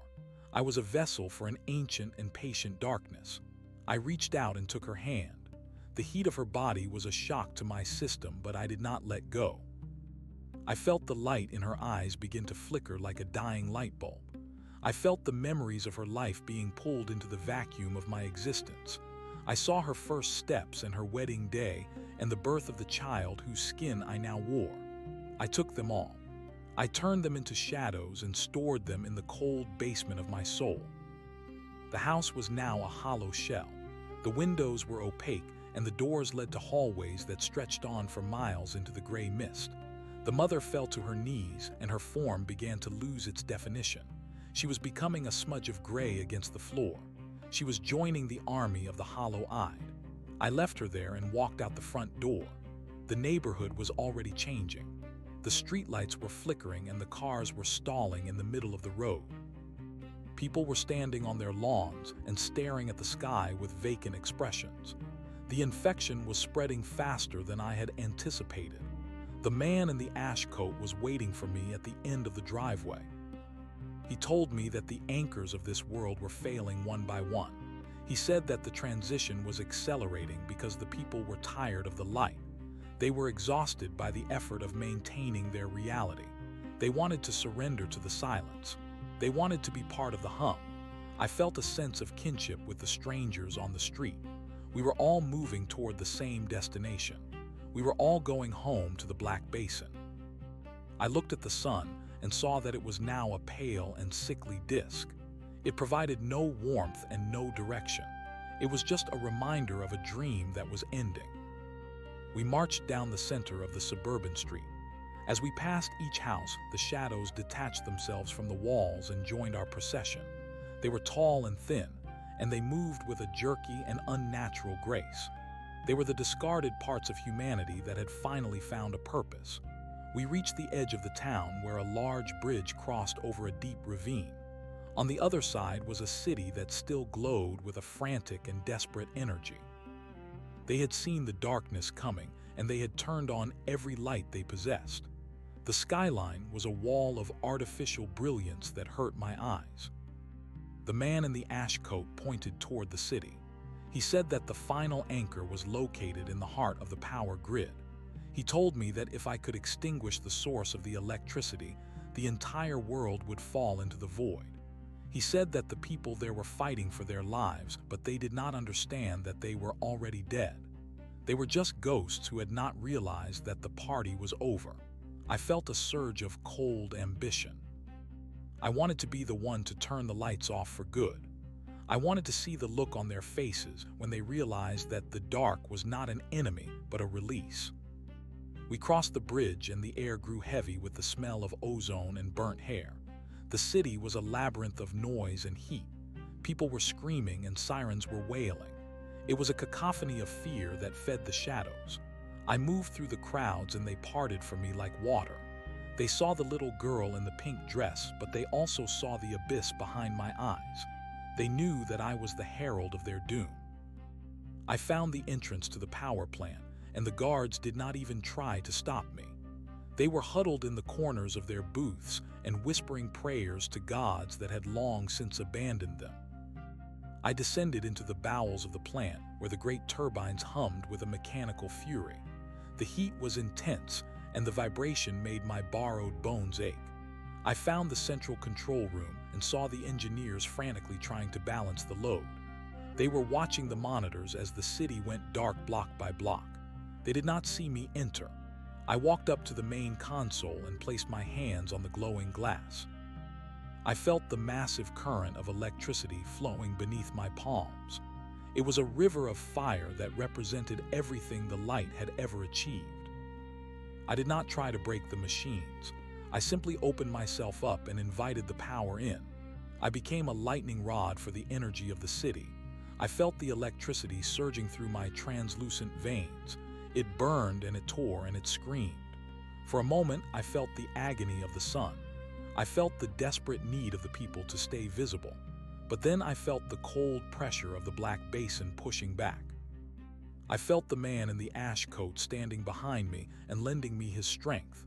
The darkness was a bottomless pit, and it could swallow any amount of light. The turbines began to slow down. The hum of the machines changed from a roar to a moan.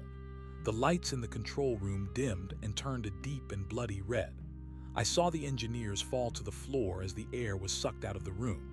They were not suffocating from a lack of oxygen, but from a lack of reality. The world was thinning, and they were falling through the cracks.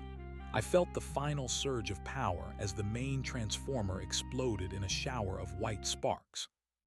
And then there was silence. The city was dark, the world was dark, the light had finally lost. I stood in the center of the ruined power plant and felt the cold wind of the void blowing through the corridors. I was no longer a girl or a man or a ghost. I was a pillar of the Black Basin. I was a permanent fixture in the architecture of the end. I walked out into the street and saw the people standing in the shadows. They were not screaming anymore. They were not afraid. They were just waiting. They were waiting for me to lead them into the next world. I looked up at the sky and saw that the stars were gone. The moon was a hole in the fabric of space. The man in the ash coat joined me in the street. He looked at the ruined city and nodded his approval. He said that the first layer of the universe had been peeled away. He said that there were infinite layers beneath it and that we would peel them all. He said that the Black Basin was not a place but a process. It was the return of the original state of things. It was the peace that existed before the first word was spoken. I felt a sense of profound satisfaction. I had been a small and broken thing, but now I was part of something vast and eternal. We began to walk again. We left the city behind and moved toward the horizon. The ground beneath our feet was no longer solid. It was a shifting tapestry of gray mist and frozen memory. We passed through forests of glass and mountains of ash. We saw the ruins of other worlds that had fallen before this one. We were a tide of darkness that was flowing toward the heart of existence. I felt the memories of Elias and the woman and the girl starting to dissolve. They were no longer necessary. They were just fuel for the fire that was burning in the center of the void. I realized that the journey would never truly end. There would always be another light to extinguish and another world to consume. The Black Basin was hungry and its hunger was infinite. I was the hand of that hunger. I was the shadow that would never be cast because there was no longer any light to create it. I closed my eyes and let the hum of the void fill my mind. I was the silence and I was the dark. I was the end and I was the beginning. I was the Black Basin and I was finally home. The static was my heart and the void was my soul. We marched into the gray and the world followed us into the quiet.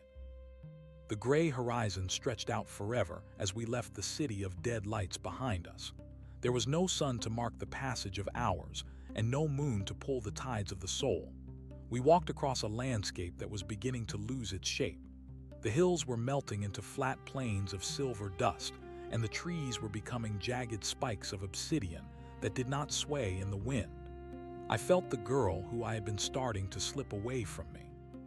The fabric of her pink dress was now a part of my own skin, and my own skin was a part of the shifting fog. I was no longer an individual with a name or a history. I was a vibration in the air. I was a ripple in a pool of ink. The man in the ash coat moved with a steady and rhythmic pace.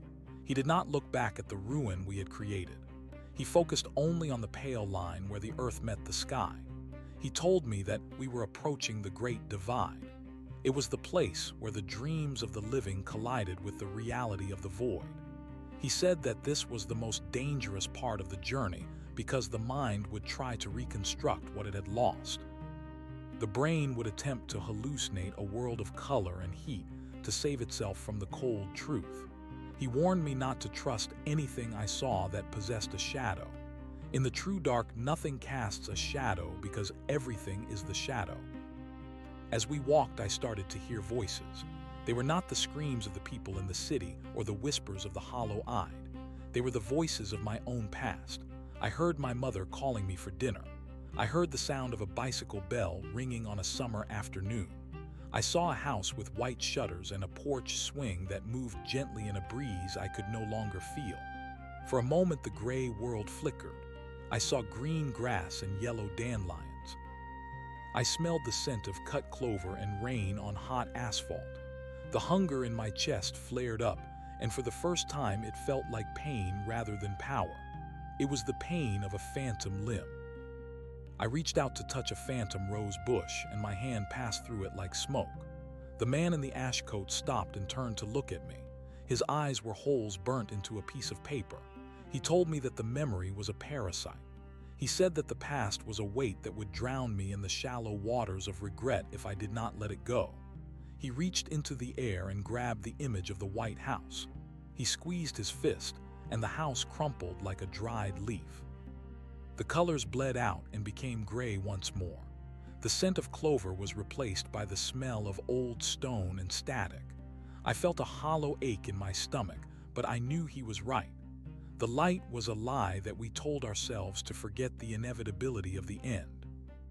We reached the edge of a massive canyon that seemed to split the world in two. Below us lay a sea of white mist that was thick and churning. It looked like a boiling cauldron of milk. The man in the ash coat said that this was the reservoir of unmanifested thoughts. It was the place where everything that had never been born and everything that had been forgotten gathered to wait. To cross it, we would have to walk upon the surface of the mist. We would have to believe that the nothingness was solid. He stepped out onto the white cloud and his boots did not sink. He stood there as if he were on a floor of marble. He beckoned for me to follow. I hesitated at the edge. My borrowed feet felt heavy and clumsy.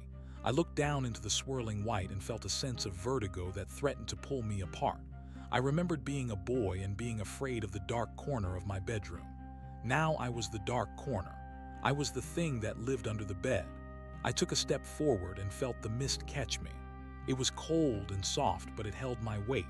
I began to walk across the abyss. With every step, I felt the mist trying to crawl up my legs. It wanted to pull me down and make me a part of the unmanifested. It whispered promises of a sleep that would never end. It offered me a chance to disappear into a blank page. I resisted the urge to sink. I focused on the back of the ash coat. I focused on the steady hum of the black basin that was now the only music I knew. We were halfway across when the mist began to take shape. Figures emerged from the white sea. They were people I had known and people I had killed. I saw the doctor from the hospital with his silver hair and his tired eyes. I saw the woman from the kitchen with her hands covered in flour. They did not attack me. They simply stood there and watched me pass. Their silence was heavier than any scream. They were the witnesses of my transformation. They were the evidence of what I had traded for my divinity. The doctor spoke first. He asked me if I remembered the oath I had taken to do no harm. He asked me if I still felt the pulse of the world. I told him that the pulse was a death rattle. I told him that I was the cure for the disease of existence. The woman from the kitchen did not speak. She simply held out a bowl of soup that was cold and gray. I walked past her without looking back. I felt the threads of my connection to them snapping one by one. I was becoming lighter. I was becoming faster. By the time we reached the other side of the canyon, I was no longer walking. I was drifting a few inches above the ground. The girl in the pink dress was now a translucent shell that I inhabited like a hermit crab. The landscape on the other side of the divide was different. It was a place of geometric precision. There were no trees or hills here. There were only vast pillars of gray stone that rose into the charcoal sky. They were arranged in perfect rows that stretched for miles. The man in the ash coat said that these were the archives of the universe. Every moment that had ever occurred was etched into the surface of these stones. He said that we were here to erase them. We were the cosmic cleaners who would wipe the chalkboard clean. He led me to the base of the nearest pillar. It was covered in tiny carvings that seemed to move when I looked at them. I saw the rise and fall of empires. I saw the birth of stars and the death of insects. I saw the first fire and the last war. It was a dizzying amount of information. It was the record of everything that the light had ever touched. The man in the ash coat handed me a small piece of black glass. He told me to press it against the stone. When I did, the carvings began to dissolve. The black glass acted like an eraser and left behind a surface that was smooth and featureless. I felt a surge of triumph as I wiped away a century of history in a single stroke. This was the true work. This was the final liberation. We spent an eternity in the forest of pillars. We moved from one to the next and we cleared the records. We turned the history of the world into a blank wall. As we worked, I felt my own memories being erased as well. I forgot the name of the girl. I forgot the face of the woman. I forgot the sound of the wind. I became a creature of pure action. I was a tool in the hand of the void. I was the silence that followed the storm. The more I erased, the more I understood the beauty of the blank space. It was perfect because it contained no errors. It was beautiful because it was empty. When the last pillar was cleared, the sky began to crack. Huge fissures of violet light appeared in the charcoal clouds. The man in the ash coat said that the final barrier was breaking. He said that we were about to enter the core of the Black Basin. He told me that I would have to give up the last of my form. I would have to let go of the girl in the pink dress and the boy who had once lived in a house with white shutters. He said that only the essence could enter the core. He asked me if I was ready to become nothing so that I could be everything. I looked down at my hands. They were pale and thin. I could see the gray world through them. I felt the weight of the pink dress for the last time. It was a heavy and suffocating garment. I reached up and unzipped the back of the dress. I stepped out of the skin of the girl as if I were stepping out of a suit of armor. My true form was a pillar of smoke and static. I was a column of dark energy that crackled with the power of the unmaking. I felt a sense of immense relief. I was finally free of the biology of the living. I was a god of the dark and I was beautiful. The man in the ash coat began to change as well. His coat dissolved into a cloud of soot and his body expanded until he filled the horizon. He was no longer a man. He was a gateway. He was a portal to the heart of the void. He told me to enter him. He told me to come home. I drifted forward and passed through the veil of his being. The transition was not violent. It was like falling into a bed of velvet. I felt the cold pressure of the Black Basin surrounding me. It was a thick and heavy presence that felt like the bottom of the ocean. It was the source of all things and the end of all things. In the core, there was no time and no space. There was only the hum. It was a low and constant frequency that vibrated through every atom of my being. It was the sound of the universe exhaling. I saw the patterns of the void laid out before me like a map of the stars. I saw the connections between the different worlds and the threads that held the reality together. I saw that the light was just a temporary flare in a sea of eternal night. I saw that we were the natural state of things and that the living were the anomaly. We were the piece that they had spent their lives trying to find.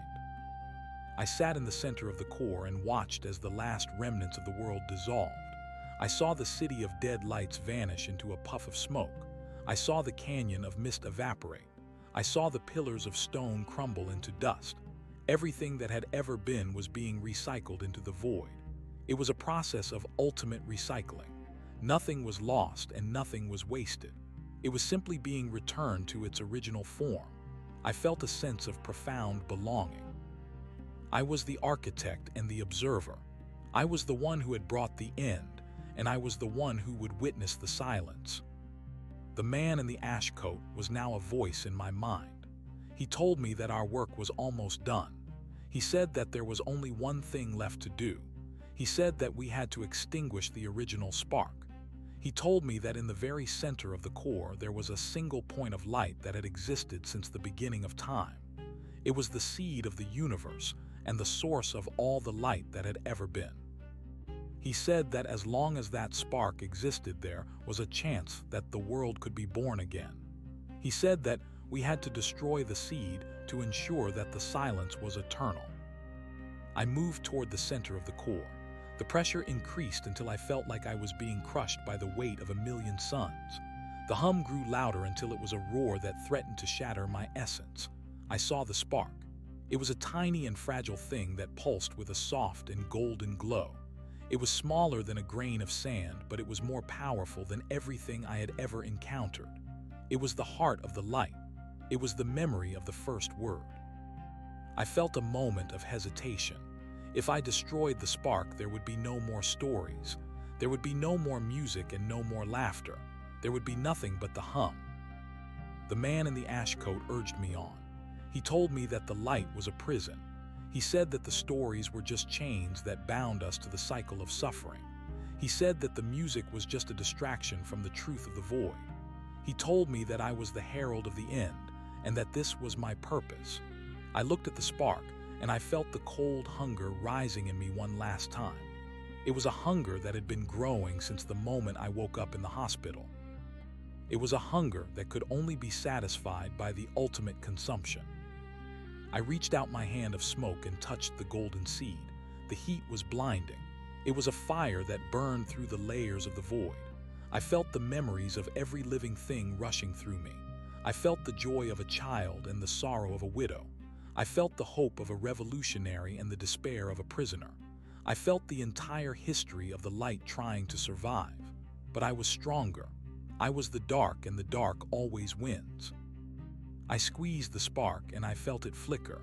I felt the golden glow starting to fade. I felt the warmth being sucked into the cold vacuum of my soul. The spark died with a sound like a sigh. The golden light turned to gray and then to black. The roar of the core fell silent. The pressure vanished. I was standing in a place that was truly empty. There was no sky and no ground. There was no man in the ash coat and no girl in a pink dress. There was only me. I was the only thing that existed in a universe of absolute nothingness. I was the master of the silence. I was the king of the void. I felt a sense of peace that was deeper than anything I could have imagined. I had finally achieved the goal. I had brought the end of time. I sat in the dark and waited. I did not know what I was waiting for, but I felt that the story was not quite over. There was a lingering echo in the silence. It was a faint and distant sound that reminded me of a heartbeat. I tried to ignore it, but it grew louder. It was the sound of something beginning. I realized that the void was not a destination, but a transition. I realized that the end of one thing was always the start of another. I looked at my hands and saw that they were no longer made of smoke. They were made of a new kind of light. It was a light that was dark and cold, but it was light nonetheless. I stood up and looked out into the empty space. I saw a tiny point of blackness that was pulsing with a rhythmic energy. It was a new seed. It was the beginning of a new kind of universe. It was a world made of shadows and silence. It was a world where the black basin was the foundation and the void was the sky. I felt a surge of excitement. I was not just the herald of the end. I was the architect of the new beginning. I walked toward the black seed and reached out to touch it. I felt the potential for a million new stories. I felt the hunger starting to change into a different kind of need. I wanted to create. The man in the ash coat appeared beside me. He was no longer a monster or a gateway. He was a companion. He looked at the black seed and smiled. He said that the first layer had been peeled away and that we were now the creators of the second. He said that the cycle would continue and that we would always be the ones who guided the transition. He said that the light and the dark were just two sides of the same coin and that we were the ones who flipped it. I understood then that I would never truly be home. I would always be on the move. I would always be the shadow that falls over the garden. We stood together in the heart of the new void and watched as the black seed began to grow. We saw the first shadows stretching out into the emptiness. We saw the first whispers of the new hum.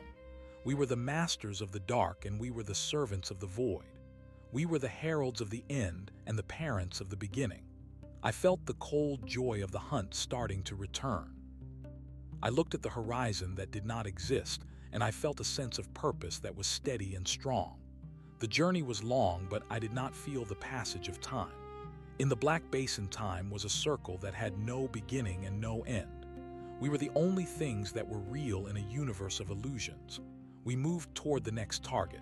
We moved toward the next world that did not know its time was up. I felt the hunger rising in me again. It was a sharp and demanding need that could only be satisfied by the creation of the dark. The hunt had begun again. The transition into the new void felt like a slow immersion into a pool of liquid obsidian. We moved through the pre-dawn of a reality that had not yet learned how to breathe. The black seed behind us expanded into a silent sun that emitted waves of cold instead of heat. This was the dawn of the dark. The man in the ash coat walked with a new lightness in his step. His presence was no longer a burden of sorrow, but a promise of efficiency. He pointed toward a ripple in the fabric of the nothingness, where the first structures of the new world were beginning to crystallize. They were jagged and sharp like frozen lightning. I felt the hunger within my smoke form change its frequency. It was no longer a frantic need to consume what was already there. It was a rhythmic pulse that dictated the shape of what was to come. I reached out toward the empty space and felt the static of my being interact with the raw potential of the void. Where I touched the vacuum, a line of silver gray appeared. It was a boundary. It was the first law of the new physics. I realized that we were not just witnesses to the end, but architects of the silence. We were carving the rules of a universe that would never know the agony of the sun. In this place, there would be no shadows because there would be no light to cast them. Everything would be a single unified shade of perfect rest. As we traveled deeper into the expanding darkness, I noticed that the man in the ash coat was fading. He was becoming less of a shape and more of a concept. He told me that his role as a guide was concluding because I was becoming the path itself. He said that every architect eventually becomes part of the building.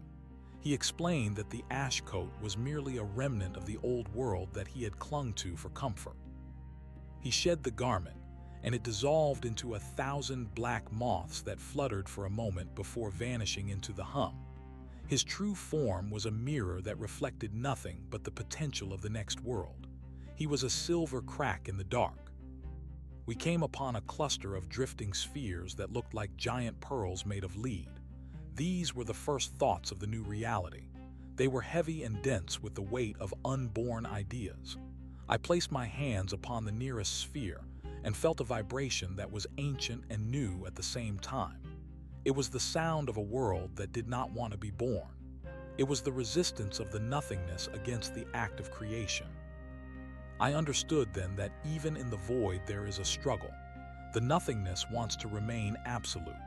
The act of making anything, even a world of shadows, is a form of violence against the perfection of the empty. I pushed the leaden sphere and watched it roll through the abyss. It collided with another, and the sound of the impact was like a low bell ringing in a deep cavern. The vibration spread across the void, and the jagged structures of frozen lightning began to hum in response. A network of connections began to form between the spheres and the pillars. It was a skeleton of a world. It was the framework of a new existence that would be defined by its lack of noise. I felt a sense of pride as I watched the geometry of the dark take shape. I was the one who had cleared the field, and now I was the one who was planting the seeds of the quiet. The man who was now a silver crack told me that we had to find the anchor. He said that every universe needs a point of reference to keep it from drifting back into the absolute light. He said that the anchor must be a memory of the old world that has been purified of its pain. It had to be a piece of the past that was willing to be the foundation of the future. I searched through the layers of my consciousness for something that remained. I looked for the house with white shutters or the scent of the clover, but they were gone. They had been erased by the black glass. I looked for the girl in the pink dress, but she was only a translucent shell that had long since drifted away. Then I found it.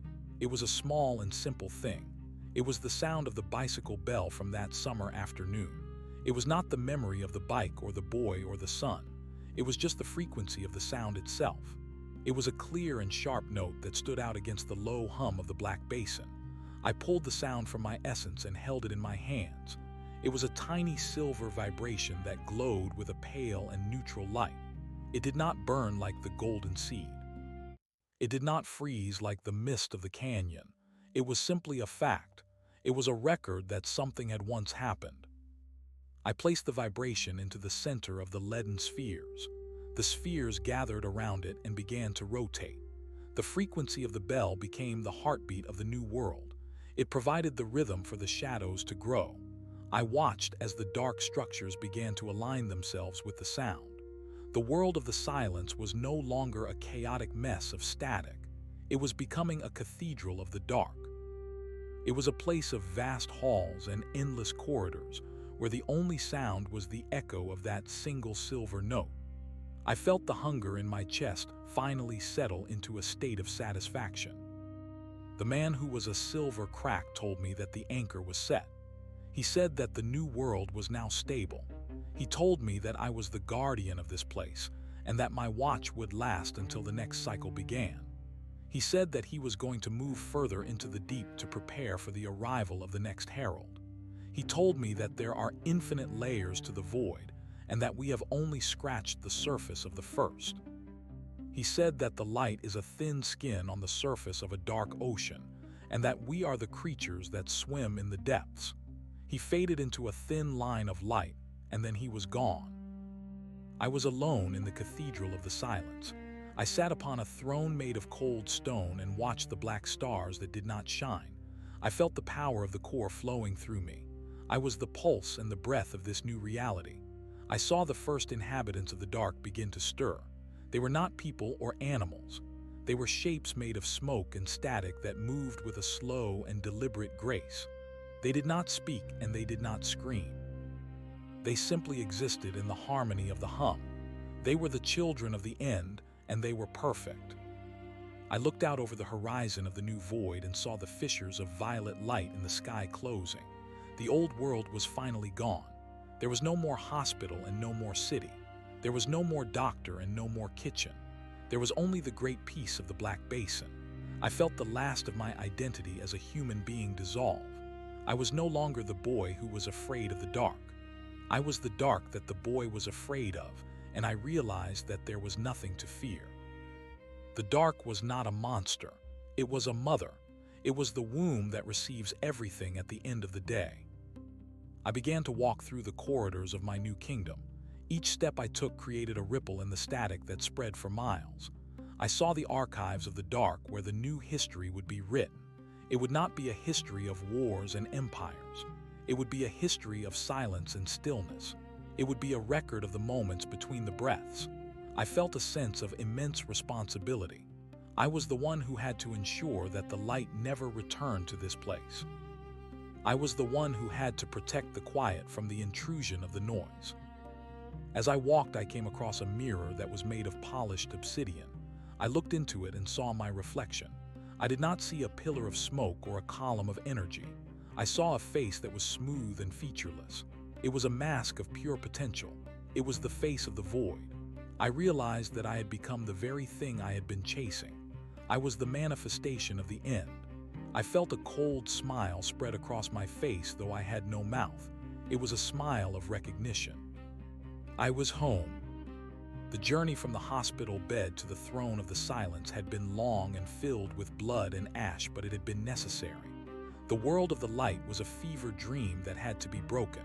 I was the one who had woken up, and I was the one who was now helping the others to wake up. I felt the connection to the black basin grow even stronger. I was no longer just a servant. I was a part of the machine. I was the gear that turned the wheel of the universe. I sat back down on my throne and closed my eyes. The hum of the core was a lullaby that vibrated in my bones. I felt the weight of the new world resting on my shoulders, and it felt light. I was the master of the dark, and I was at peace. I knew that one day another herald would come. One day the cycle would turn again and the dark would be replaced by something else. But for now there was only the silence. There was only the hum, and it was enough. I watched the black stars for an age. I watched as the shapes of smoke built cities of shadow and gardens of stone. I watched as the silver note of the bell continued to ring in the center of the spheres. I was the observer of the end and the architect of the beginning. I felt the hunger rising one more time, but it was not for destruction. It was for the continuation of the quiet. I reached out my hand and touched the fabric of the void. I felt the static crackle against my skin. I was the dark and the dark was me. We were the only truth in a universe of lies. The story of the light had ended and the story of the silence had begun. I was the first word of the new book and I was the last word of the old one. I was the bridge between the worlds. I was the herald of the end. I was the king of the void, and I was beautiful. The silence of the new kingdom was not a hollow thing. It was a dense and velvet presence that filled every gap in the fabric of the obsidian architecture. I sat upon the throne of cold stone and felt the vibrations of the black sun as it pulsed in the center of the void. The silver note of the bicycle bell continued to ripple through the leaden spheres, and I understood that this was the heartbeat of my dominion. Every movement within the Cathedral of the Dark was a response to that single frequency. I watched as the inhabitants of the shadow world moved through the corridors with the slow grace of smoke. They were the children of the vacuum, and they did not know the burden of a physical body. They were thoughts given form by the strength of my will. They were the first citizens of the eternal rest. I felt a shift in the atmosphere of the void. The silver crack that had been my companion was gone, but his departure had left a residue of purpose in the air. I realized that the work of an architect was never finished. The structures of the dark were stable, but they were static. I needed to expand the boundaries of the silence. I needed to reach out into the remnants of the old reality and gather the pieces that were still drifting in the wake of the Golden Seed's destruction. I stood up from the throne, and the stone groaned in recognition of my movement. My body was a pillar of dark light that cast no reflection even on the polished obsidian floors. I moved toward the edge of the cathedral, where the walls dissolved into the raw static of the transition zone. The static was a storm of gray particles that represented the unmaking of all things. It was the friction between what was and what would never be again. I stepped into the storm and felt the particles scouring my form. It was a sensation of deep cleansing. The last traces of the hospital and the memories of the white walls were being scrubbed away by the abrasive power of the nothingness. I looked through the gray haze and saw a flickering light in the distance. It was a pale and sickly green. It was a fragment of a memory that refused to die. It was a piece of the world that had been built on the foundations of the light. I moved toward it with the hunger of a predator. The fragment was a small park where the grass was forever turning into ash. A single wooden bench sat under a tree that had no leaves. The green light came from a discarded bottle that lay in the dirt. I recognized this place. It was a corner of the city where I had once waited for a bus that never came. It was a place of boredom and quiet desperation. It was a moment of life that was so insignificant that it had survived the collapse of the universe by sheer virtue of its own dullness. I reached out and touched the wooden bench. The wood was cold and brittle. It felt like the bones of a dead god. I did not destroy the fragment. I did not consume it. I began to weave the static of the void around the park. I pulled the gray particles together and compressed them until they formed a shell of solid shadow. I was encasing the memory in a tomb of silence. I was preserving the insignificance of the moment within the context of the new reality. I realized that the cathedral needed these artifacts. It needed the remnants of the old world to act as anchors for the new inhabitants. These were the museums of the void. They were the places where the children of the smoke could go to understand the nature of the noise that had come before them. As I worked, I felt the presence of something else in the static. It was not the man in the ash coat, and it was not the girl in the pink dress. It was a heavy and ancient awareness that had been sleeping in the depths of the Black Basin since before the first word was spoken. It was the consciousness of the void itself. It was the original darkness that had existed before the light had stolen the universe. I felt it watching me with a million invisible eyes. It was not hostile, but it was demanding. It wanted to see if I was worthy of the throne I had claimed.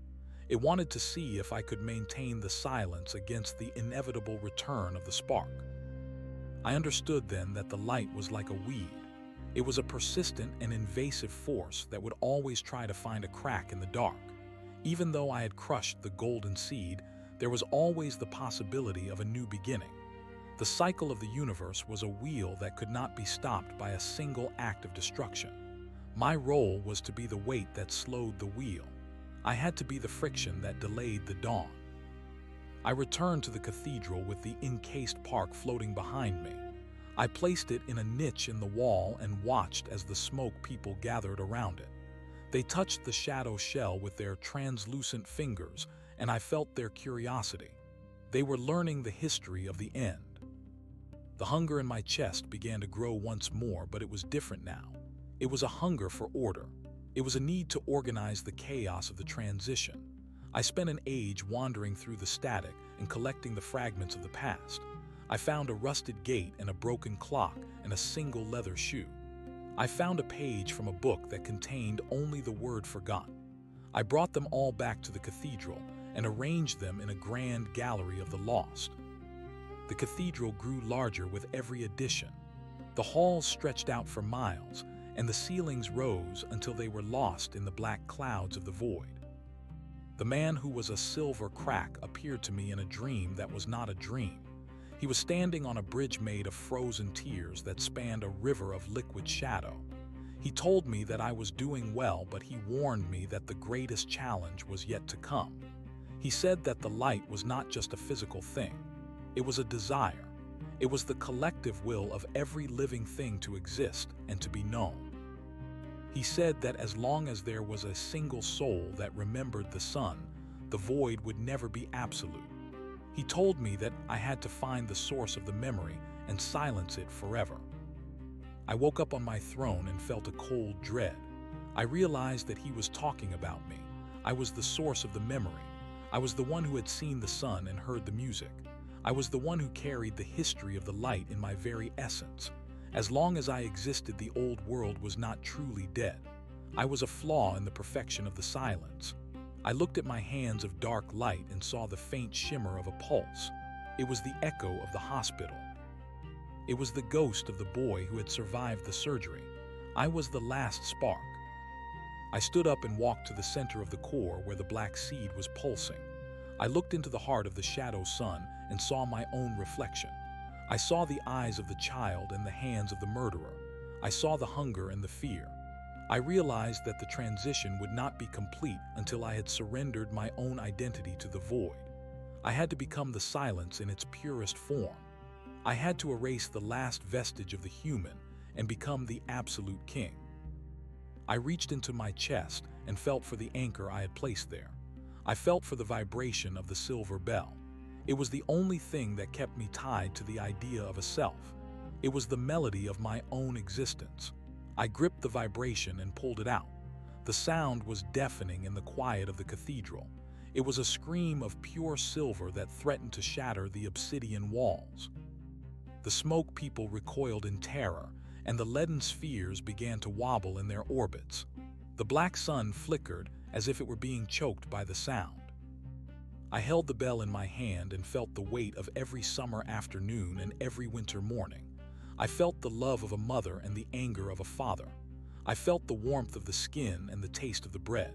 It was a beautiful and terrible burden. I looked at the silver note and I knew what I had to do. I had to cast it into the black sun. I had to sacrifice my own story to ensure the eternity of the dark. I moved toward the core, and the heat of the shadow sun was a cold fire that numbed my senses. The man in the ash coat appeared one last time. He was standing in the flames of the core and his face was a mask of sorrow. He told me that this was the final step. He said that once I let go of the bell, I would never be able to return. I would be a god of the nothingness, but I would also be nothing. He said that the price of the silence was the loss of the soul. I looked at him and I saw the truth of his words. He was not a guide. He was a warning. He was what happened to those who chose the dark over the light. He was a hollow shell that lived in the service of a void that did not care for him. I hesitated. The silver bell was still ringing in my hand, and the sound was the most precious thing I had ever known. It was the proof that I had once been real. It was the evidence that there had been a world worth saving. I looked around at the cathedral of the dark and the smoke people and the galleries of the lost. I saw the perfection of the silence and the majesty of the shadows. It was a world of absolute peace, but it was also a world of absolute loneliness. There was no one to share it with because there was no one left to be someone. The hunger in my chest screamed for the sacrifice. The void demanded its payment. I felt the pressure of the infinite eyes watching me from the depths of the black basin. They were waiting for the end of the end. I looked at the silver bell and I thought of the girl in the pink dress. I thought of the way she had looked at me before she vanished. I realized that she was not a victim of the dark. She was a messenger from the light. She was the reminder that the cycle was not a prison, but a dance. The light and the dark needed each other to define the boundaries of reality. I did not throw the bell into the black sun. I placed it back inside my chest. The sound of the scream turned into a gentle hum that harmonized with the vibration of the core. The cathedral did not shatter. The obsidian walls grew stronger and the smoke people began to move with a new kind of purpose. I realized that the silence did not have to be empty. It could be a container for the memory. I did not have to be a god of the nothingness. I could be the keeper of the balance. The black sun turned a deep shade of violet, and the static in the transition zone began to settle into a soft mist. The man in the ash coat vanished, and the silver crack in the void closed. I sat back down on my throne and felt a sense of peace that was not cold. It was a peace that was rooted in the acceptance of the struggle. I was the king of the void, but I was also the child of the light. I was the herald of the end, but I was also the guardian of the memory. I looked out at my kingdom and saw that the black stars were beginning to twinkle with a faint silver light. They were not suns, but they were not dead. They were the reflections of the stories that I had preserved. I saw the smoke people gathering in the galleries of the lost, and I felt their gratitude. They were no longer just shapes of shadow. They were the inheritors of the history I had saved. They were the new life that would grow in the garden of the dark. I felt the hunger settle into a steady and quiet flame. It was no longer a destructive force. It was the energy that would fuel the creation of the next layer. I realized that the journey was not about reaching a destination. It was about the transformation of the traveler. I had moved from the hospital bed to the throne of the silence, and I had changed at every step. I was the master of the dark, but I was also the student of the light. I was the architect of the second world. The hum of the core was a song that spoke of the infinite possibilities of the silence. I sat in the dark and I was not afraid. I was the one who had brought the end, and I was the one who was holding the beginning in my hands. I closed my eyes and listened to the silver bell ringing in my heart. It was a small and fragile thing, but it was enough to light the entire universe of the void. I was home, and for the first time in my life I knew what that meant. I was the silence, and the silence was me. We were the only truth, and we were beautiful. The cathedral stood as a testament to the power of the transition. It was a bridge between the old and the new. I watched as the shadows continued to build and grow, and I knew that the work would never be finished. There would always be more fragments to collect and more memories to preserve. There would always be another cycle and another herald, but for now the silence was mine to command. I was the ruler of the black basin, and I was the servant of the hum. I was the end of the story, and I was the first page of the next one. I waited in the velvet dark and felt the weight of the universe as a blessing. The hunt was over and the rain had begun. I was the king of the quiet, and I would never be lonely again. The silver bell rang once more, and the void responded with a sigh of absolute contentment.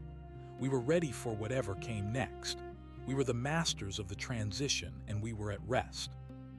The transition of my kingdom from a stagnant graveyard to a living archive changed the very texture of the air within the cathedral. I realized that the silence was not the absence of sound, but the presence of a deeper listening. I sat upon my throne of obsidian and watched the flow of the gray mist as it curled around the pillars. The smoke people were no longer aimless. They moved with the intent of scholars. They touched the artifacts I had gathered with a reverence that felt like a prayer. I felt the pulse of the black sun above me, and it no longer felt like a countdown to nothingness. It felt like a ticking clock that measured the growth of a new understanding. I was the keeper of the record, and the record was the world. I decided to venture deeper into the heart of the Black Basin. I wanted to see the source of the hum that fueled the machinery of the void. I stood up and felt the weight of the silver bell in my chest. It was a steady warmth that counteracted the chill of the stone floors. I walked down the long hall of the Gallery of the Lost. I passed the rusted gate and the broken clock and the page that said forgotten. I noticed that the words on the page were beginning to change. The ink was shifting and swirling under the influence of the violet light. The word forgotten was being replaced by the word remembered. I smiled, and the sensation felt strange on my face. It was a movement of muscles that had not been used in an eternity. I reached the great iron doors at the end of the gallery. They were covered in carvings of gears and vines. It was the place where the organic and the mechanical became one. I pushed the doors open and was greeted by a roar of static that was so loud it was almost silent. I was standing on a catwalk that overlooked a vast pit of liquid shadow. This was the reservoir of the Black Basin. It was the collected essence of every moment that had ever been discarded by the light.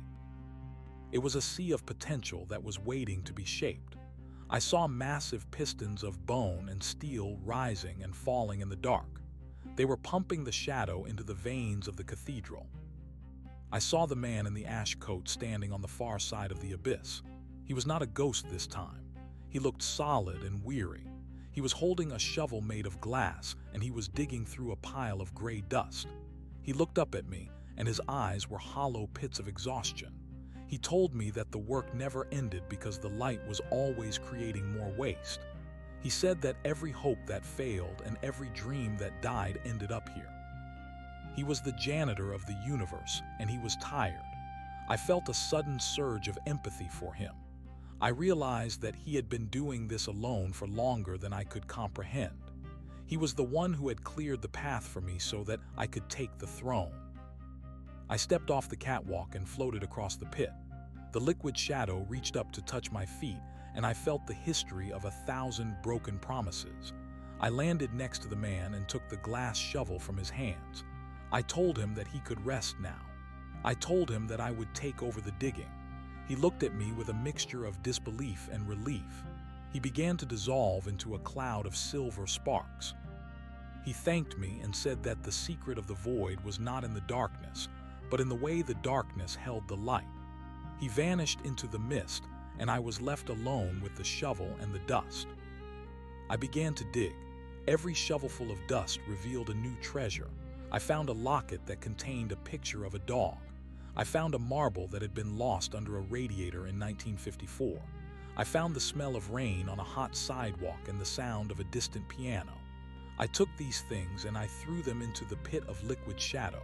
I watched as they merged with the dark and became something new. They were being recycled.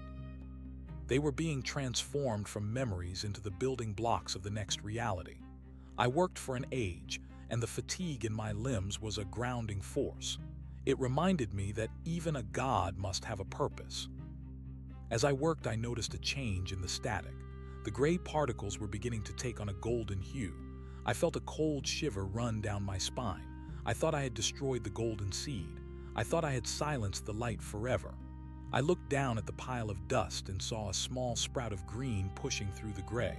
It was a blade of grass. It was impossible. There was no sun here. There was no water. There was only the void. I reached out to pluck it, but the grass was sharp as a razor. It drew a drop of dark blood from my finger.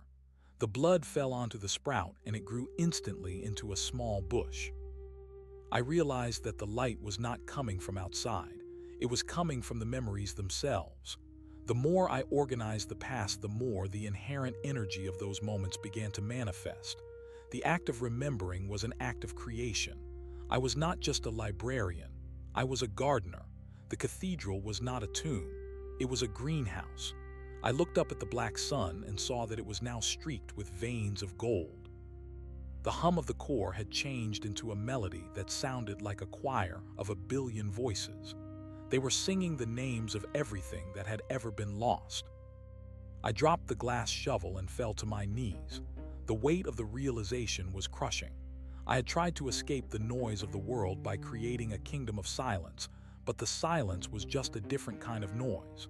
I had tried to escape the pain of existence by becoming the master of the nothingness, but the nothingness was full of the very things I had fled. There was no escape. There was only the transformation. I felt the silver bell in my chest vibrating with a frantic energy. It was trying to break free. It wanted to join the choir. It wanted to be part of the new song. I stood up and looked into the pit of shadow. I saw my reflection again, but this time I was not a king. I was a bridge. I was the point where the dark and the light met to negotiate the terms of the future. I understood that my throne was not a seat of power, but a station of service. I had to maintain the balance between the forgetting and the remembering. If I remembered too much, the void would ignite and consume itself.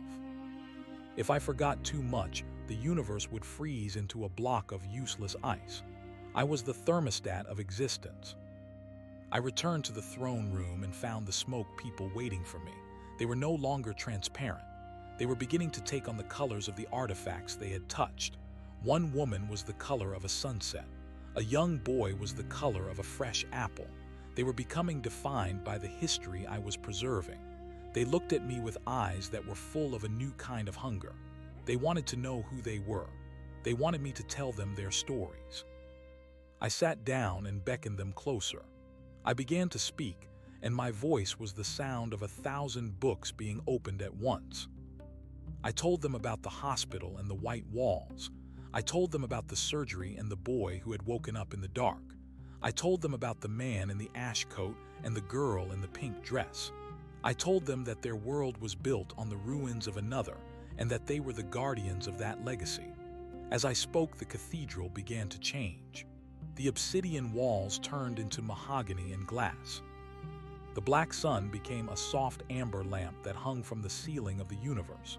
The transition zone disappeared and was replaced by a vast forest of silver trees. I saw the girl in the pink dress standing at the edge of the forest. She was waving at me. She looked happy. She was no longer a fragment of a nightmare. She was a resident of the new world. I realized that she had been waiting for me to understand. She had been the one who led me here not to destroy the world, but to save the parts of it that mattered. I felt a great burden lift from my shoulders. I was no longer the herald of the end. I was the narrator of the beginning. I was the one who would write the first chapter of the new book. The silver bell in my chest stopped screaming and began to chime softly. It was the sound of a bicycle bell on a summer afternoon. It was the sound of home. I looked at my hands and saw that they were no longer made of dark light. They were the hands of a man who had seen too much but was still willing to look. I was the king of the void, and I was beautiful because I was whole. The silence was gone, and in its place was a quiet conversation between the past and the future. I was the one who would listen to it all. I watched as the smoke people began to build their own houses among the silver trees. They used the fragments I had gathered to decorate their lives. The rusted gate became a garden entrance. The broken clock became a sundial. The page that said remembered became the foundation of a library. The world was small and fragile, but it was real. It was a pocket of meaning in the vastness of the infinite. I knew that one day the light would grow too bright or the dark would grow too heavy, and the cycle would turn again. But that was a problem for another herald. For now I would sit on my throne and watch the amber light flicker in the trees. I would listen to the stories of the people who were no longer shadows. I would be the witness to the quiet miracle of existence. I felt the connection to the black basin pulse one last time, and then it settled into a steady hum of contentment. The machinery was working. The balance was held. I closed my eyes and felt the warmth of the new sun on my face. It was not the burning heat of the old star. It was the gentle glow of a memory that had found its place. I thought about the hospital bed and the long journey I had taken. I thought about the blood and the ash and the necessary deaths. I realized that every step had been a part of the architecture. The pain had been the forge and the silence had been the mold. I was the finished product and I was enough. I reached out my hand and touched the air. It felt soft and full of life. I was no longer a servant or a master. I was a part of the fabric. I was the thread that held the pieces together. The story of the light had ended and the story of the silence had been transformed. We were living in the third story now. It was a story of shadows and silver and the persistence of the heart. I was the first word and the last word and every word in between. I was the king of the quiet and I was at peace. I knew that the dark would always be there, but it was no longer a threat. It was the canvas, and I was the one who held the brush. The universe was a painting that was never finished, and I was glad to be a part of the composition. I sat back and let the melody of the choir wash over me. It was a song of many voices, but it was also a song of one. It was the song of the universe recognizing itself in the dark. I breathed in the scent of the silver forest and the dust of the old world. It was a sweet and bitter perfume. I was the observer of the beginning and the architect of the middle. I felt the hunger rising one more time, but it was a hunger for the next moment. It was a hunger for the next story. I was ready to listen. I was ready to be. I was the bridge, and the bridge was solid. I was the king of the void, and I was home. The silver bell rang out a final clear note, and the world responded with a beautiful and eternal yes. The amber light grew more stable as the smoke people began to organize themselves into a new kind of society. They were no longer wisps of grief, but architects of the transition. I watched from the obsidian throne as they carried bricks of solid memory and mortar made of silver dust. They were building a city within the cathedral. It was a city that did not need streets or walls because the geography was determined by the intensity of the thoughts. A person who remembered a garden would find themselves standing among flowers made of woven shadow. A person who remembered the sea would hear the crashing of waves against the pillars of the gallery. I was the witness to this slow and steady construction. I felt the silver bell in my heart beating in time with the hammers of the builders. It was a rhythmic and comforting sound. It reminded me that the void was not a dead end but a fertile ground. I stood up and walked toward the center of the new city. The floor beneath my feet felt like polished glass. I could see the reflections of the stars moving beneath the surface. These were not the stars of the old sky, but the sparks of consciousness that had survived the collapse. I passed a group of children who were playing with hoops made of violet light.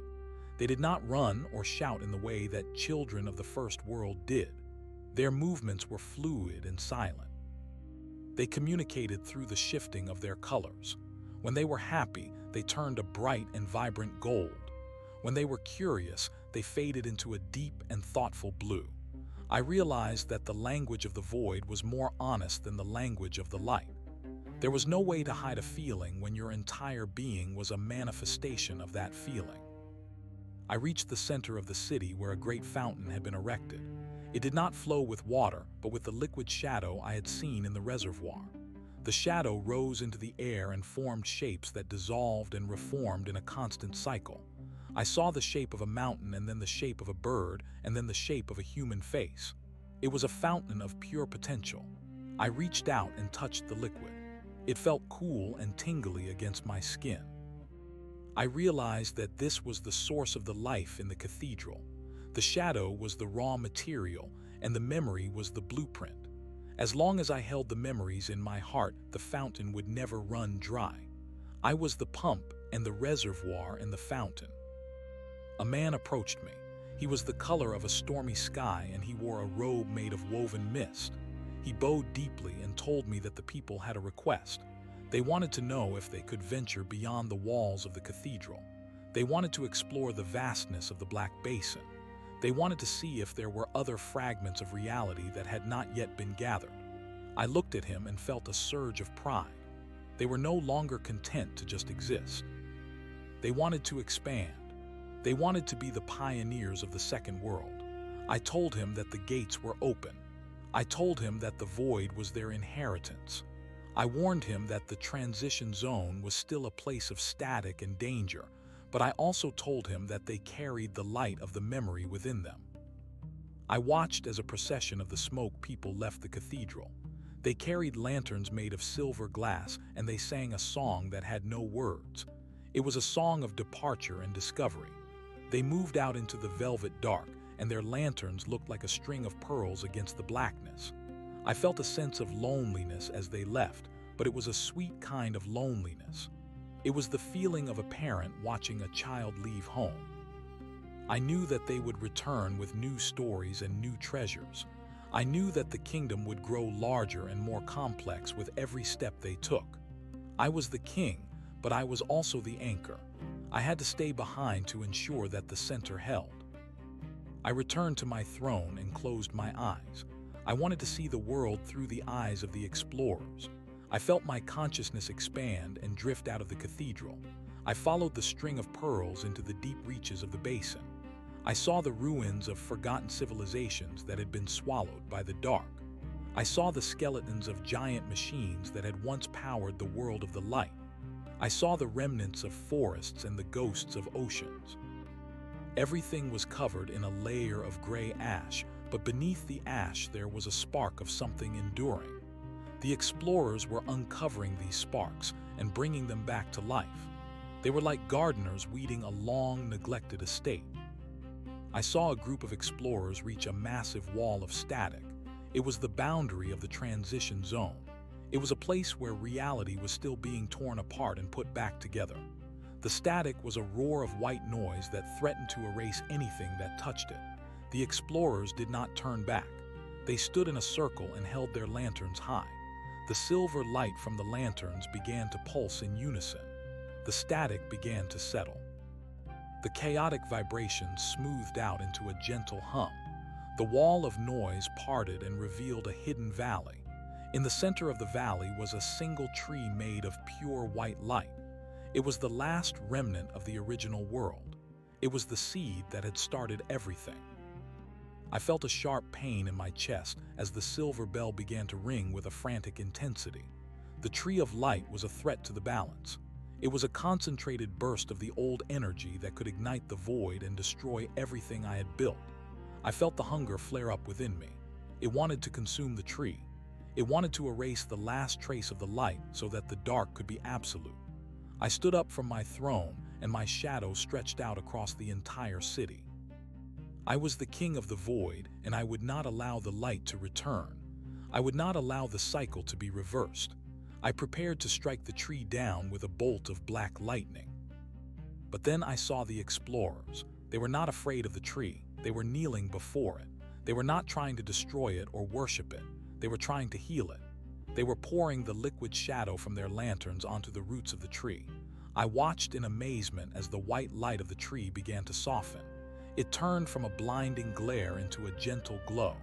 The leaves of the tree began to change from white to silver. The tree was being transformed. It was being integrated into the new world. It was no longer a source of destruction, but a source of beauty. The explorers had found a way to bridge the gap without my help. I sat back down and felt a profound sense of humility. I had thought that I was the only one who could maintain the balance. I had thought that I was the only one who understood the nature of the transition. But the smoke people were proving me wrong. They were more than just the subjects of my kingdom. They were the partners in the creation. They were finding their own ways to reconcile the light and the dark. I realized that my role as the king was not to control the world, but to provide the space for it to grow. I was the architect of the framework, but they were the ones who would fill it with meaning. I felt the silver bell settle into a quiet and steady rhythm once more. The threat had passed, and a new understanding had taken its place. The world was not a battleground between two opposing forces. It was a tapestry woven from many different threads. The tree of light was just one more thread. The explorers began to build a temple around the tree. It was a temple of reconciliation. It was a place where the people could go to remember the beginning and to celebrate the end. I felt a sense of peace wash over me that was deeper than anything I had ever felt before. I was no longer a god of nothingness. I was a part of a community. I looked out at the city and saw that it was glowing with a soft and multicolored light. The smoke people were coming and going, and the air was filled with the sound of their silent conversations. I saw the girl in the pink dress walking through the streets. She was holding the hand of a man in an ash coat. They were no longer figures from my past. They were residents of the present. They looked up at me and smiled. I realized that I had finally succeeded in creating a home. It was not the home I had imagined, but it was the home I needed. It was a place where the broken could be made whole and the forgotten could be remembered. I felt a sudden fatigue pull at my limbs. The work of the day was done and the work of the eternity was just beginning. I leaned my head back against the obsidian throne and let my eyes drift shut. I listened to the hum of the core and the song of the city. I felt the weight of the universe as a gentle blanket. I was the king of the void and I was tired, but it was a good kind of tired. It was the fatigue of a man who had finished a long and difficult journey and had finally found a place to rest. I was the silence, and the silence was full of life. I was the end and I was the beginning. I was the herald and I was the king. As I drifted toward sleep, I heard the silver bell ring one last time. It was a clear and resonant note that echoed through the entire cathedral and out into the vastness of the Black Basin. It was a note of completion. It was a note of grace. I knew that when I woke up, the world would be different. There would be new challenges and new discoveries. There would be more fragments to gather and more stories to tell. But for now, there was only the peace of the dark. There was only the warmth of the memory. I was the master of the transition and I was at rest. The hunt was over and the rain had begun. I was the king of the quiet and I would never be lonely again. I woke to the sound of soft footsteps on the obsidian floor. I did not open my eyes at first, but I felt the presence of someone standing before the throne. It was a presence that felt familiar yet new. I slowly lifted my eyelids and saw a woman standing there. She was not a smoke person. She was solid and real, and she was wearing a dress made of starlight. Her hair was the color of the transition zone, and her eyes were the color of the silver forest. She looked at me with a gaze that was both ancient and young. She did not speak, but I could hear her voice in my mind. She told me that she was the soul of the second world. She was the manifestation of everything that had been created since the light went out. She reached out and touched my hand. Her skin was warm and it felt like the pulse of a living heart. She told me that I had done well. She said that the balance was stable and the garden was growing. But she also told me that my time as the king was coming to an end.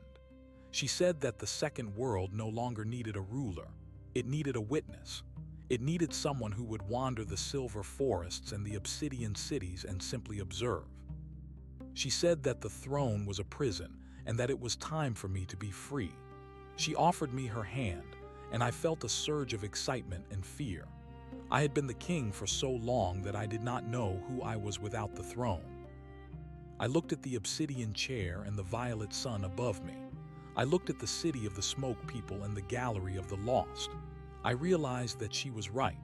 I had built this world so that it could thrive without me. I had provided the foundation and the framework, and now it was time for the inhabitants to take over. I stood up and felt the weight of the silver bell in my chest one last time. It gave a final chime and then it dissolved into a warm glow that spread through my entire body. I was no longer the keeper of the bell. I was the bell. I was the sound and the vibration. I took the hand of the woman and stepped down from the throne. As my feet touched the glass floor, I felt a sudden lightness. The dark light that had made up my body began to change. I became solid and tangible.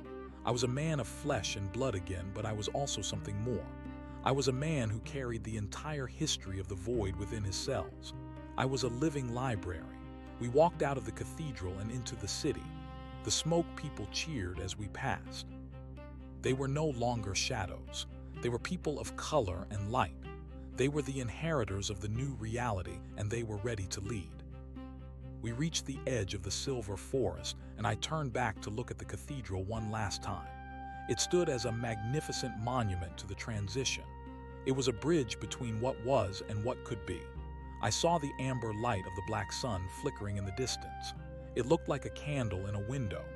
It was a signal to all the lost things in the universe that there was a place for them here. I felt a deep sense of gratitude for the journey I had taken. I had started as a boy in a hospital bed, and I had become the architect of a universe. I had seen the end of all things and the beginning of something better. The woman led me into the forest. The silver trees whispered to us as we passed. They told us stories of the future and secrets of the past. I felt the connection to the black basin pulsing in my veins, but it was no longer a burden. It was a song. I realized that the silence was not a destination but a companion. It would always be there, and it would always be beautiful. I was the witness of the second world, and I was ready to see everything it had to offer. We walked deeper into the silver light, and the shadows followed us like loyal dogs. The world was new, and the story was just beginning. I was no longer the king of the void, but I was the master of my own soul. And for the first time in an eternity, I was truly happy. We came to a clearing where a small cottage had been built. It was made of wood from the silver trees and stone from the obsidian mountains. There was a garden in the front where the flowers of memory were blooming in every color of the rainbow. I saw a bench under a large tree, and I sat down. The woman sat beside me, and we watched the amber light fade into a soft violet dusk. The city in the distance began to glow with 1,000 lanterns. I felt the pulse of the world settle into a slow and steady beat. I was home, and the home was everywhere. I closed my eyes and listened to the quiet. It was the most beautiful sound I had ever heard. I was the silence, and the silence was me, and we were finally at peace. The long night had ended, and the new day was eternal in its own quiet way. I was a part of the tapestry, and the tapestry was perfect.